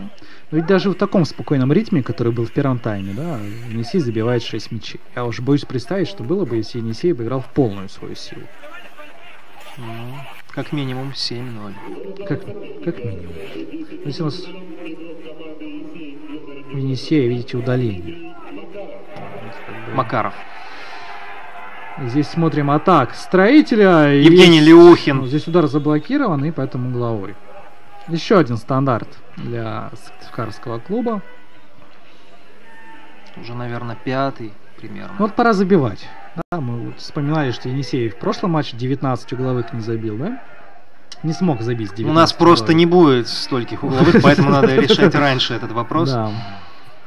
В этом матче Енисей уже со стандарта отличался, но не с первой попытки. Вот у нас тоже уже несколько было. Давайте. Да, и прерывать неприятную традицию. Ну, Никита Свиридов пробивал, да. Сетка, конечно, всколохнулась от ветра, но, к сожалению, только от него. Ну и говорили мы о том еще в первом тайме, что Енисей приедет в Сыктывкар в конце месяца уже на Кубок страны. Довольно уверенно Красноярск прошел групповой этап, выиграл 5 игр из 6, обыграл Кузбасс 6-5, Байкал 5-1, Трубник 7-4, студенческую команду 18-3 и Сипсельмаш 13-6. Но уступил СКА Нефтянику 4-7. Ну вот, Александр, как на ваш взгляд, Енисей вообще выйдет ли в финал Кубка страны? Ну, сможет ли навязать борьбу? Хочется за просто трофей? сказать, что для «Динамо» это огромная вообще возможность выйти, наконец, в финал Кубка России. Учитывая нынешнее состояние Енисея, я думаю, что «Динамо» окажет достойное сопротивление, и шансы равны, на мой взгляд. Давайте еще один стандарт Строителя с вами посмотрим. Снова мимо ворот. Удар состоялся, но неудачно. Ну да, как говорится, моя бабушка также бьет, да, закрытыми глазами, левой рукой. Здесь уже контратака Енисея. Мяч от ворот. Так что, мне кажется, что да, матч Динамо и Енисей, второй полуфинал как-то будет поинтереснее. Да, даже он несет поровнее. Интриги вообще. В целом кубок. В другом полуфинале, напомню, у нас играет СКА Нефтяник и Водник Архангельский. Даже давайте сейчас вот просто ради интереса просмотрим, как играют эти команды в настоящее время. Пока у нас еще одно удаление в этой встрече. Дождемся мы сейчас, кого же все-таки удалили. Ну, очевидно, что игрока Енисея, ну, так это... как наша команда ловит мяч. Хотелось бы, конечно, по персоналиям. Ну, ничего страшного. То есть у нас уже, получается, Енисей в 2 игрока меньше играет, да? Ну, можно уже сказать, что Волга обыграла Казанское «Динамо» со счетом... То есть, наоборот. Казанское «Динамо» на выезде обыграла Волгу со счетом 7-4. Я тоже прошу прощения, Водник-то играет за Байкал Энергия сейчас. Не со СКА, конечно же.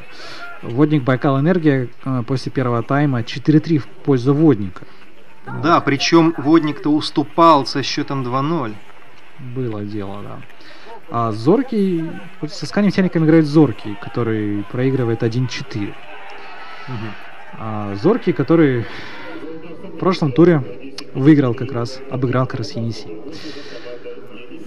Ну вот у нас есть такое небольшое оживление все-таки на поле, да, мы видим, есть и череда удалений, и даже какие-то подступы к штрафной соперник в исполнении Строителя, и Енисей огрызается и проводит контратаки. Довольно интереснее как-то стало смотреть за игрой. Да, я думаю, должны быть моменты, тем более у нас в составе на 2 игроков больше, и как никогда, наверное... Пора бы. Мы близки к тому, чтобы... Когда, если не сейчас, да? Найти подступы, лазеечки к воротам. Вячеслава Лисака. Вспоминая известного комментатора Геннадия Орлова, да, щелочку. Мы должны найти щелочку в обороне Енисея. Но пока что нету ни щелочки, ни дыры, даже игольная. Нет, они есть. Нужно просто быть решительней, Хотелось чтобы бы. в эту щелочку влезть уже наконец. В общем, быть настоящими мужиками. Подытожим наше размышление, да? А вот и Ну, тайм-аут. Да, ну, наверное, кстати, не удивлюсь, если Енисей взял. Да, все-таки не ожидал тренер Енисея, что наша команда не пропустит. Казалось бы, да. Иван Максимов, главный тренер Енисея. Уже были призывы возвращать на тренерский мостик Сергея Ломанова-старшего, да. Но Ломанов-старший пока не спешит уходить, оставлять свою должность спортивного директора. Признался он в недавнем интервью, что о результатах Енисея прежде всего нужно думать не болельщикам, а тренерскому штабу. Надо задуматься, все осмыслить. И посоветовал как раз Ивану Максимову переосмыслить те игры, которые были у Енисея, сделать какие-нибудь выводы. Не знаю, честно, по этой игре сделали какие-то эти выводы, да, потому что судить по игре со Строителем... Ну, не самое показательное Да. вообще, в принципе. Да. Это видно будет Тем в более дальнейшем. для команды такого уровня.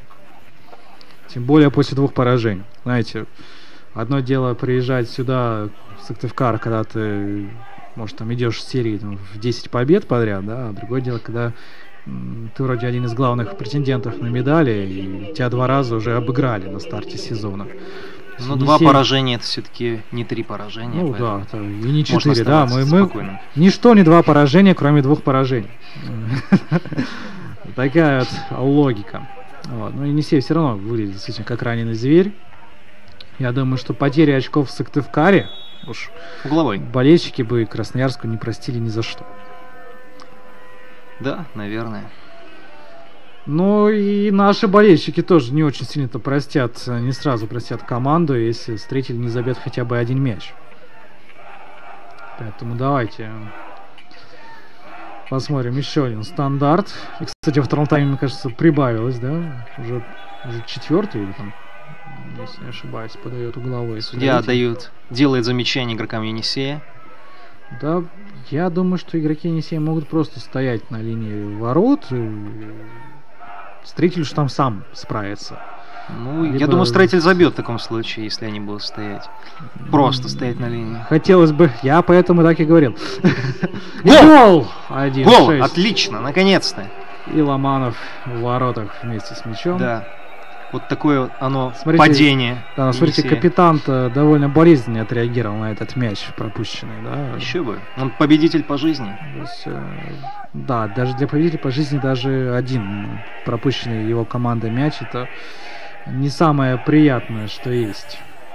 Ну, болельщики вот рады. А чё бы и не порадоваться-то. Да, но если суммировать, Денис Садаков, да, у нас все-таки отличается. 93-й номер. а не Иван Кораблин. Нет, Денис. Артем Лихачев. Да, Артём Артем Лихачев, Лихачев, да. номер 8. Вот у вас, Александр, более зоркий глаз.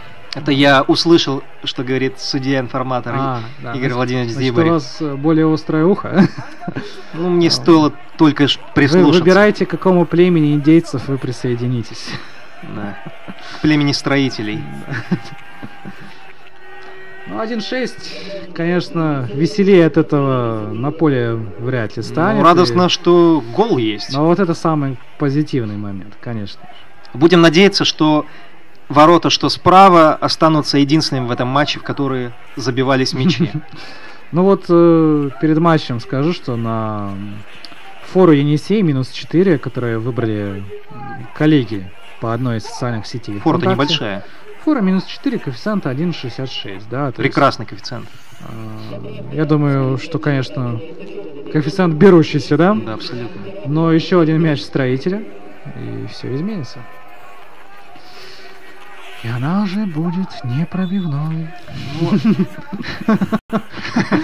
Не, ну букмекеры, они всегда знают чуть больше, чем обычные болельщики. К Ивану Кораблю надо рисовать мяч, видите? Не Артему Лихачеву. Ну, значит, мне неправильно... Ой, правильно сперва показалось, что номер 3 пробивал. Ну, а вообще букмекеры ставили давали 1,8 на Енисей в этой встрече. В общем, Ну, я победа, подозревал где-то примерно такие же да, коэффициенты. 12,5 на ничью. И на нас больше И на нас 20, наверное. 14. А, 14? Да. Ну, это равноценное событие, ничья это были встречи, то есть с одинаковой степенью невероятности Ну да. были. Поэтому можно понять такую линию. Сейчас уж не будем даже заглядывать на это. Там совершенно все бесполезно и без шансов.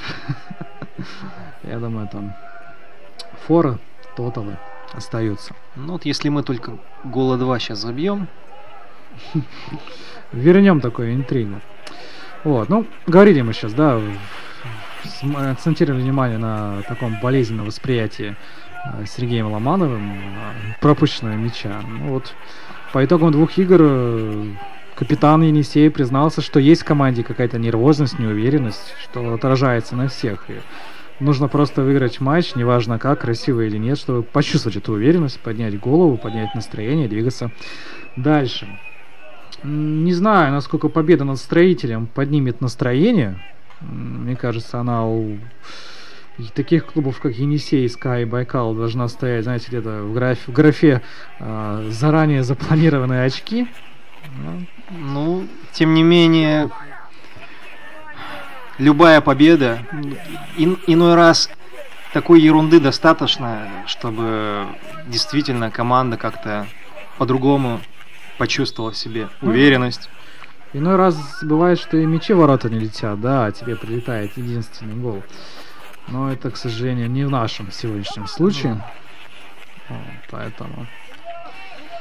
Ну и, кстати, да, напомню, что Сергей Сергеевич у нас единственный на планете 10-кратный чемпион мира по хоккею с мячом. Официально с этого сезона капитан. И вселенная, Красноярской возможно. Енисея. Ну да, я не думаю, что где-нибудь там на Марсе марсиане играют в русский хоккей. Ну, если С американцами. учитывать то, как активно сейчас продвигают хоккей с мячом в таких экзотических странах, Как Великобритания, Ну да. представляете. то, в принципе, не за горами, наверное. Чемпионат вселенной по хоккею с мячом. Ну хотя бы нам какой-нибудь чемпионат мира из 32 команд хотя бы, да, как в большом футболе, например. Да, только 32 команд Равных. просто нет в наличии. Просто, а еще Вот это желательно, проблема. чтобы равных примерно, одного уровня. Ну, там может быть, чтобы команд 6 повыше, но и остальные, чтобы были не слабее, не намного слабее, да, ну как, опять же, в футболе, волейболе, в том же самом, баскетболе, да, там есть американцы, да, которые вроде всех сильнее, но любая команда из топ-8, топ-10 может навязать серьезную борьбу. То есть я вот не думаю, что условно сборная Норвегии когда-нибудь в ближайшее время навяжет борьбу России. Мало в это верится. Да, ну, смотрим еще один стандарт в исполнении красноярского Енисея. Здесь теперь уже Свисток, да. предупреждает арбитр Сейчас будет Строителя.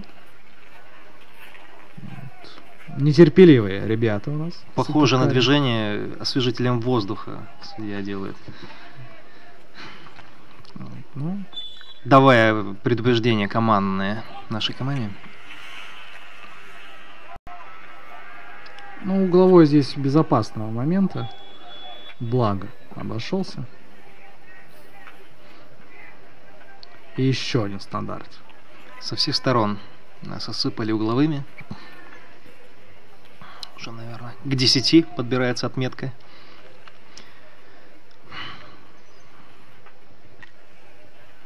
Нет ли ставок вообще на угловые, на количество угловых в бенде? Александр, вы, конечно, заядлый игрок. А вот и гол. А вот и гол, да. 1-7. Ну, голы в наших встречах такое реально уже будничное событие, мне кажется. Нам сейчас осталось только посмотреть, кто является автором этого забитого мяча. Поздравить его с этим моментом. Ну, пока что второй тайм 1-1, между прочим, да? Да. Не забывайте. Держимся. Вот и повторяют нам этот момент.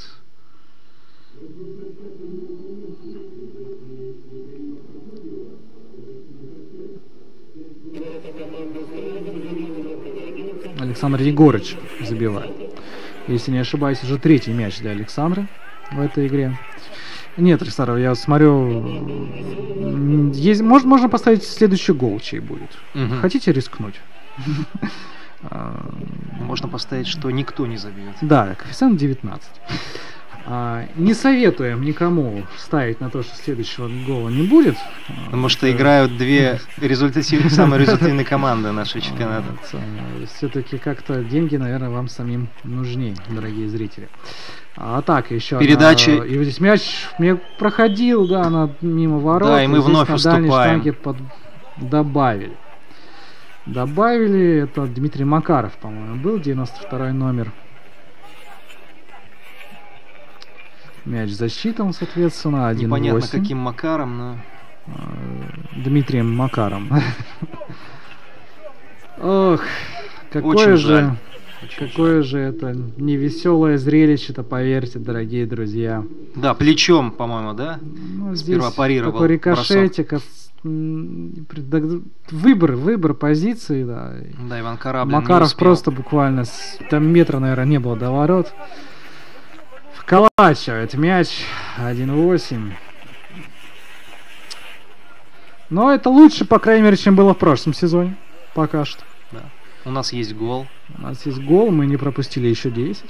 Зрители не зря пришли. Да, ну а зрители, в принципе, не зря приходят, потому что билеты, которые на матч продает клуб, в том числе и абонементы, они позволят выиграть в конце сезона суперпризы.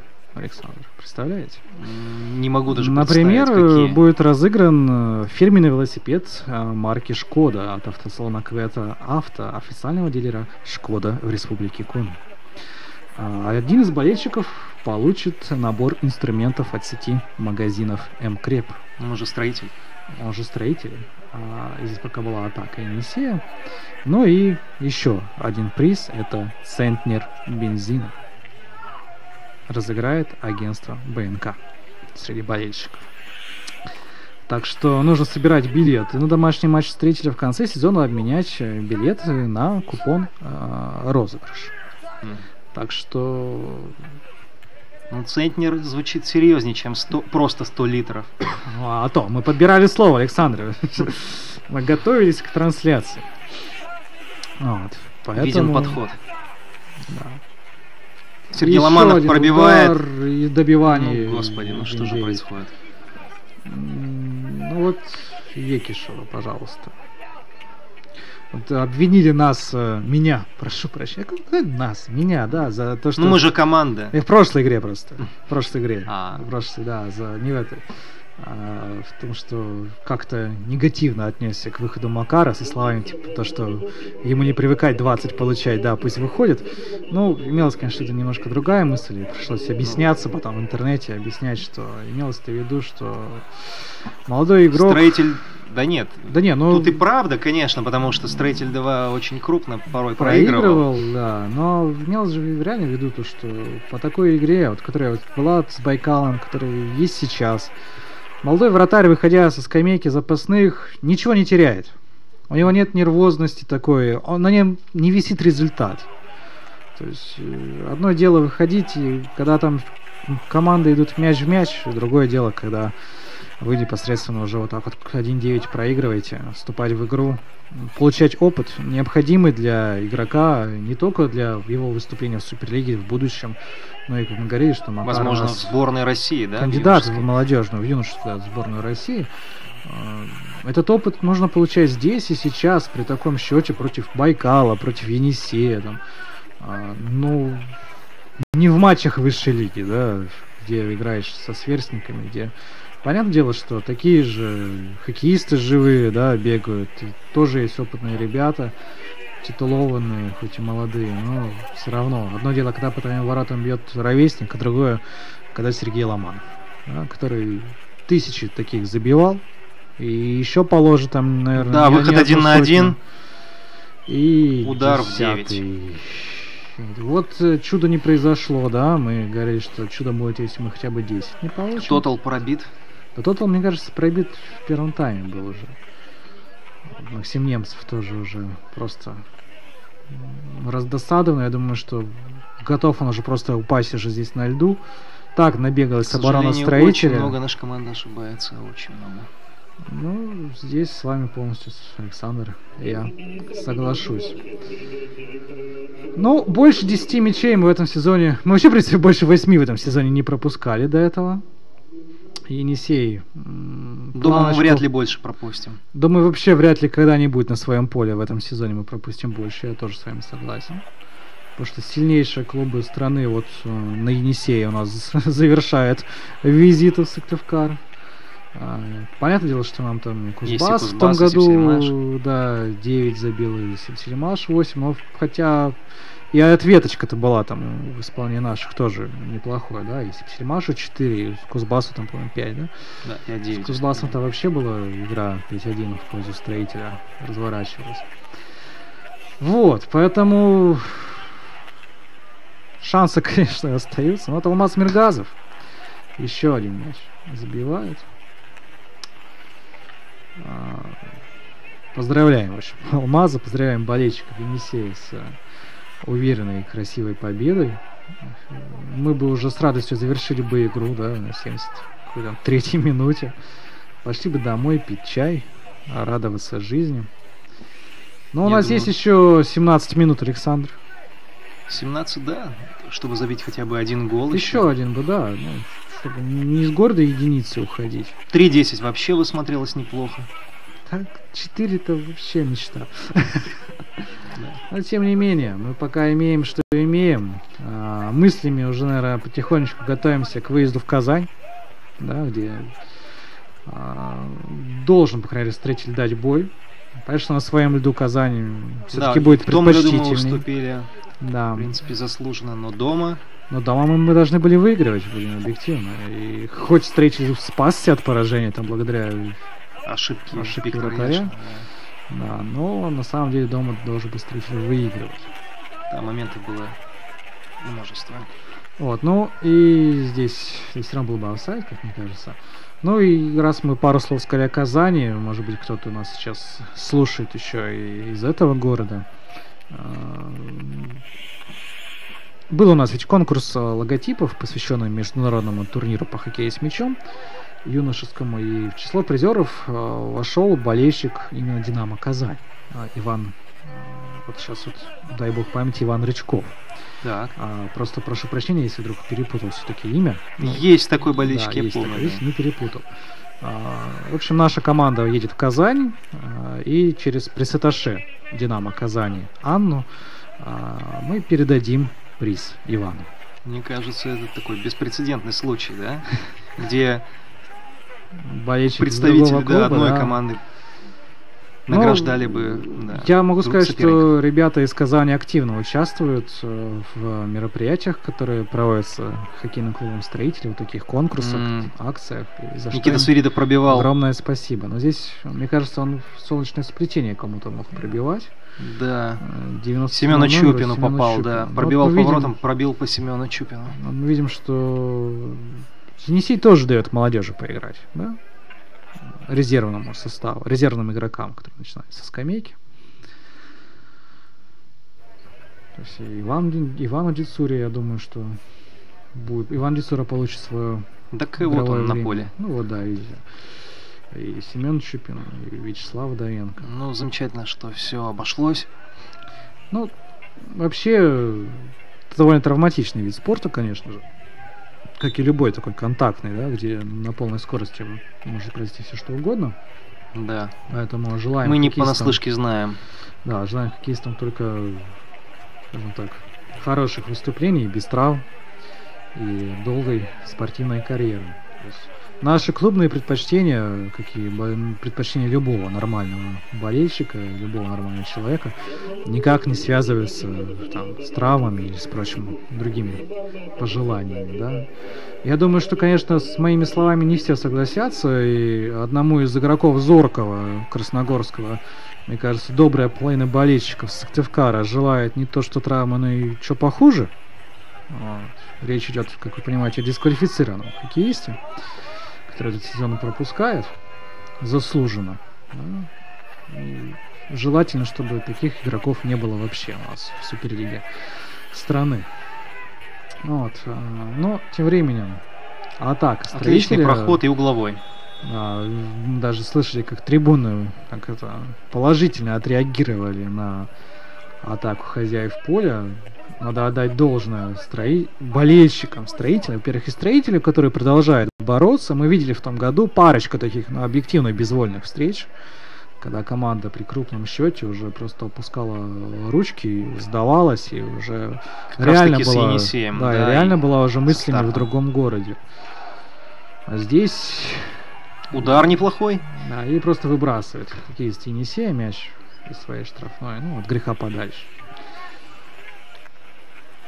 Поэтому, ну, что, и хоккеисты молодцы, что борются, да, сражаются, ну, как могут. Знаете, не Да, стреляйте хотелось в бы, пианиста. конечно, радовать болельщиков победами, естественно, но Да, я говорю, не стреляйте в пианиста, да, Александр? не стреляйте, да. А то приоткроем небольшую тайну. Здесь она для кого-то тайна. Ну, скорее Александр у всего, нас да. не просто болельщик Строителя, но и композитор. Нет, я пианист. Пианист. Ну вот, Пианист. да. Я просто вперед посмотрел. Думаю, что и будущий композитор тоже недалеко у тебя. Ну, Надеемся, да? возможно.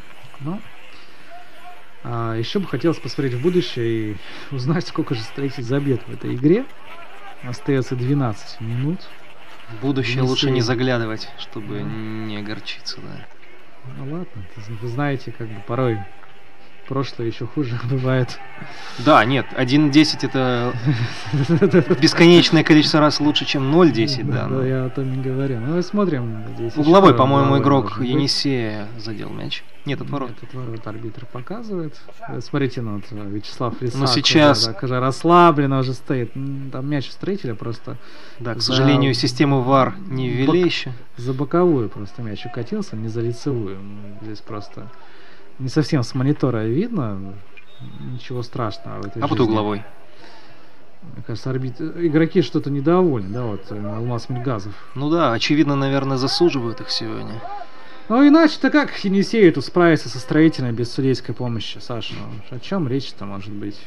Если бы не арбитр, который чуть ли не сам занес эти 10 мячей, да? в ворота.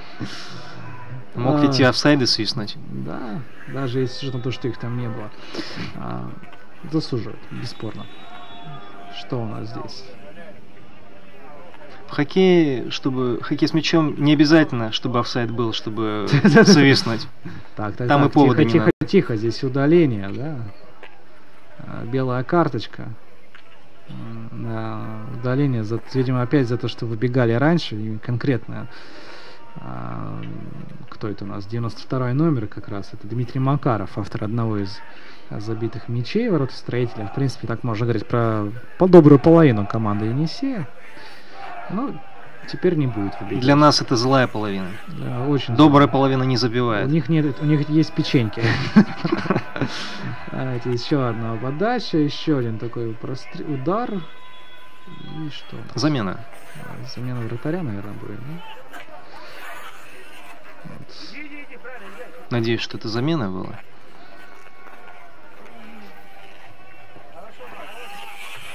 Непонятно.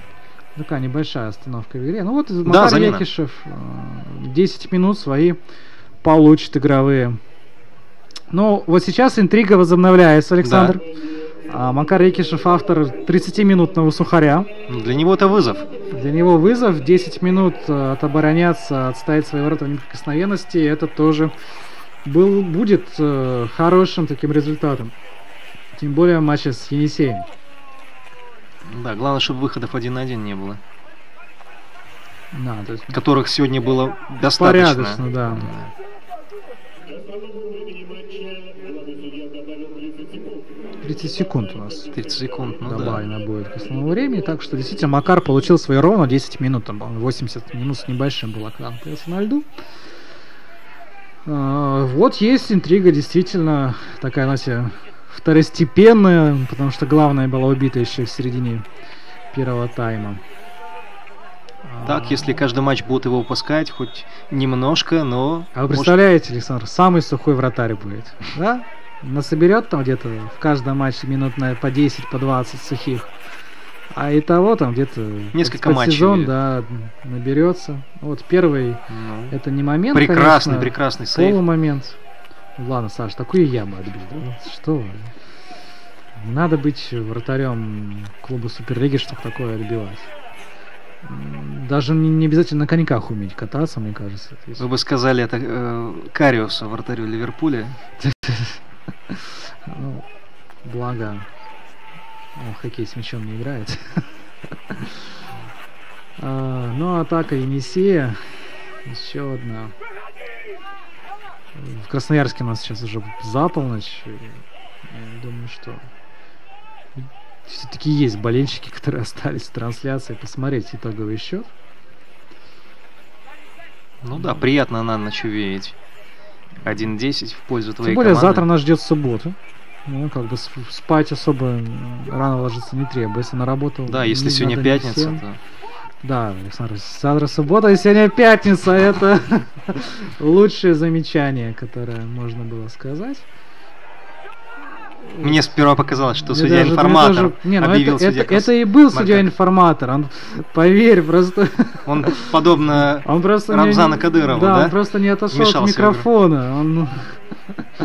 Это реально был судья-информатор. Ну, ничего страшного. Макар красава. Ну, кто знает, тот подтвердит.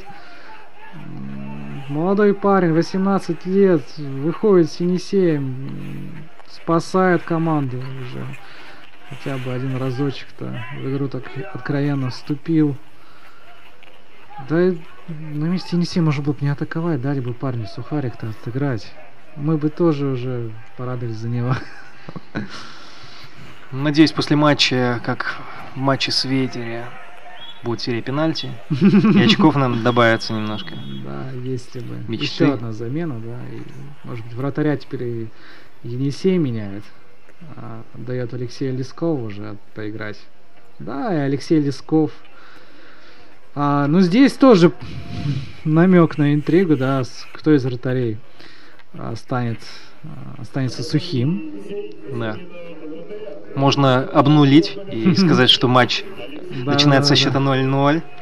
Знаете, как в дворовом спорте, да, типа, кто забил последний, тот и И победил, выиграл, да? да. И неважно, с каким счетом ты играл, там, вот, 13-1, 21, все, вот, ты пропускаешь этот мяч, и хозяин мяча уходит домой, а команда проигрывает. Настроение явно подпорчено. Ну, давайте подпортим гостям немножко настроение, мы люди не злобные. Хоть Всё-таки- в чем-то мы сегодня должны выиграть. Ну да, ну ребят, ну серьезно, 1-10, 2-10, наверное, для гостей разница не очень, ну, только если для Вячеслава, для Алексея Лескова. Ну, пока что, конечно, владея мячом вот на своей половине. Артема Ахмедзянова удалили. Вот недолго встретили Владимир мячом, мы видим, да, сразу же отдали. Михаил Прокопьев был с ним. Теперь уже здесь Вадим Чернов. Разгоняется по правому флангу атака Енисея. Ну, это тоже такой, знаете, разгон-то был невысоким по темпу. И контратака Строителя по позиции Александр Ваюшин, 28-й. Прошу Ваюшин прощения, Алексей 29-й. Башарым. Да, да. да. Ваюшин у нас 29-й, если не ошибаюсь, под номером Архангельского региона. Да? 29-й номер. Вот это я не в курсе, да. Возможно. Поэтому и у него взял. Он же уроженец Архангельской области. Да. Разговариваем мы с Максимом Немцевым перед этим сезоном. Тоже хотел играть по 29 номерам, его любимое число, говорит, но Ваюшин не отдал. И И здесь вот... Возможность! Да! Что, да? И Макар Спас? Екишев спас нашу команду, сохранил интригу. И что творит этот парень? Да. М, Он буквально уже закатывал, он не перебрасывал. Да, думал уже, что все, в пустые ворота как-нибудь занесу. Но я уверен, что при счете там 0-0, там 0-2, там, более уверенно был бы, более хладнокровно играл бы. Наши Макары это хоккеисты тоже Енисея. Здесь Так, и тут удача на нашей стороне, вот он, фарт. на стороне Макара, опять же, не забываем. Неплохо. Неплохо, неплохо. На заметку тренерам строителя, надо тут задуматься уже. Ну нет, тут на заметку тренером юношеской сборной России. Ну да. Мне кажется, Макар сейчас неплохо здесь, да, отскочил мяч. И хорошо, что не попал в кого-то из защитников, не попал во вратаря, мог спокойно, неудачно закатиться за линию ворот. Но вместо этого выкатился куда нужно. Неизменным остался Ну, удар это было, Карабин, конечно, хотел больше, тут, не знаю, какой-то шедевр бендийный сотворить. Ну, может быть, сказали, раз дублер на воротах, надо бить вообще из любой позиции. Ну, Не, тут ну, понимаете, если нормально приложиться по мячу, хорошо его отправить по нормальной траектории, то и не дублеру, но и основному игроку можно забить. Здесь, конечно, выпрашивали 12-метровый, мне кажется, ну, хоккеисты такой намек строители. был, да, небольшой. Но здесь не свистят судьи такое, конечно же. Слишком открыто было. Шел на нарушение правил Сыктывкарец. Еще одна атака Красноярска. И строитель отбивается. Не можем мы выйти. И... Ну, 3 минуты надо продержаться строителю, не пропуская. Да, есть возможность развить атаку, но передача не точная. Передача была вот, ну, когда говорят, что передача не глядя, да. но Это наш случай. Это наш случай, потому что мне такое чувство, что реально никто не смотрел сейчас на своих партнеров, отдавал куда-то там гуще игроков. Ну, как и в этой ситуации Алмаз Мергазов. Ну, Алмазу можно, да, значит, что позволено Алмазу, не позволено, там, не знаю, Лихачеву. Ну, одна из немногих атак нашей команды, Здесь офсайд. да, Здесь очередной офсайд. раз захлебнулась. Перехват в исполнении строителя на чужой половине. Никита Агафонов. Да, и Угловой, зарабатывает. да? Да, зарабатывает угловой, похоже. Не зарабатывает. Не зарабатывает все-таки. Снова там, я так понял, мяч ушел В аут. именно за В боковую. аут, да, у нас не всегда удается на таком темном льду увидеть мяч. Я думаю, с этой проблемой тоже зрители нашей трансляции надо сталкиваться. Но в середине зимы лед уже будет как миленький сверкать. Все будет. Блестеть. Все будет, надеюсь, что и кубка. победы строителя будут.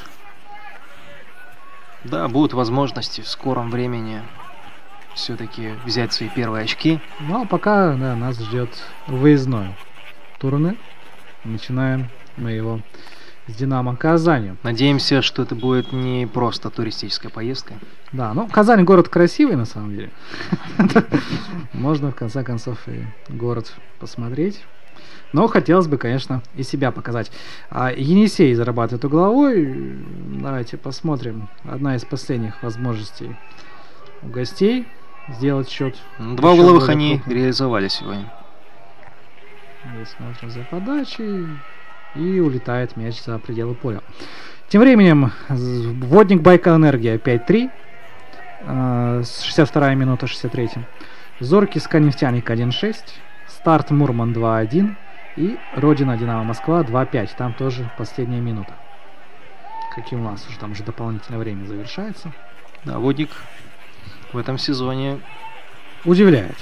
Хорошо. серьезно Приятно, нацелен на результат. Все-таки и соперники-то у них, Соперники как и у нас. были неплохими, да. Как раз именно с другой просто очередностью проехали. СК и Байкал и, собственно говоря, Енисей, да. Ну, с нефтяником только не справляется ни один из Ну вот клубов. смотрим, одна из последних Это атак. очень похоже на пенальти. Ну нет, здесь тоже не дают. Хотя могли бы арбитры что-нибудь придумать. Да? Да тут и думать-то Здесь, особо я не так надо было понимаю, придумывать. что просто не успел войти в штрафную игрок Строителя, сбили его на подступах. Ну, само нарушение правил было на подступах. Ну, штрафной. когда был матч Енисей против Зоркова, мяч, нарушение было, по крайней мере, гораздо дальше от ворот, но судья указал на точку. Ну, давайте, вот у нас, это, наверное, последнее, что есть в этом поединке. Последняя возможность изменить счет у Строителя. Розыгрыш с ударом, но точно в руки вратарю. Ну что, наверное, на этом, пожалуй, можно начать потихоньку подводить итоги. Енисей с победой, яркой, заслуженной, интересной. Хоть и на максимальных скоростях сыграли красноярцы. Они могут себе это позволить. Да. Строитель. У нас последняя минута только сейчас еще, да? Строитель сыграл как мог, наверное, в силу текущих возможностей, в силу текущего состава, без двух игроков основы, с небольшой такой потерей на скамейке запасных, да, с молодежью в основном на скамейке запасных, я бы сказал. Здесь вот еще есть момент у гостей. И все-таки забивает, распечатали Макара Екишева, к сожалению. Да, и здесь мы уступаем. Вот это жалко, конечно. Вот обидно вот на самом деле за это, да, за нашего молодого вратаря. Вот такая малость осталась. Да. Безжалостно поступает Енисей, я бы сказал. Нельзя так делать. Фу. Нечеловечески. Нечеловечески. Не дали молодому вратарю оставить вороту неприкосновенности. 1-11 завершается эта игра. Да, немножечко. Не хватило. Не хватило. В противоход. Да, в противоход. На противоходе поймали наши вратаря. Ну ладно, подытожим, Александр. 1-11 с победой гостей. Не отчаивайся болельщикам Строителя. Да, болейте за Строитель, прежде всего. И все. Будьте с командой. Придет. Спасибо. И хотелось бы сказать, пригласить вас в группу хоккейного клуба «Строитель». Подписывайтесь. Всю информацию вы найдете в нашей группе. До связи.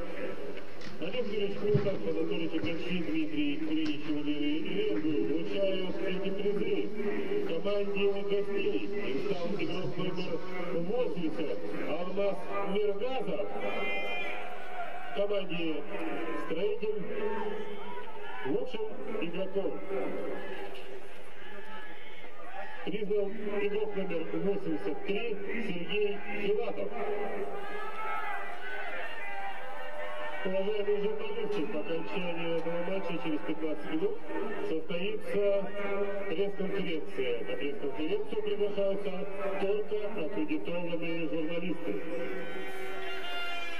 Серега! Серег! Серега! Устал. Не, ну а что это такое? Знаешь, что?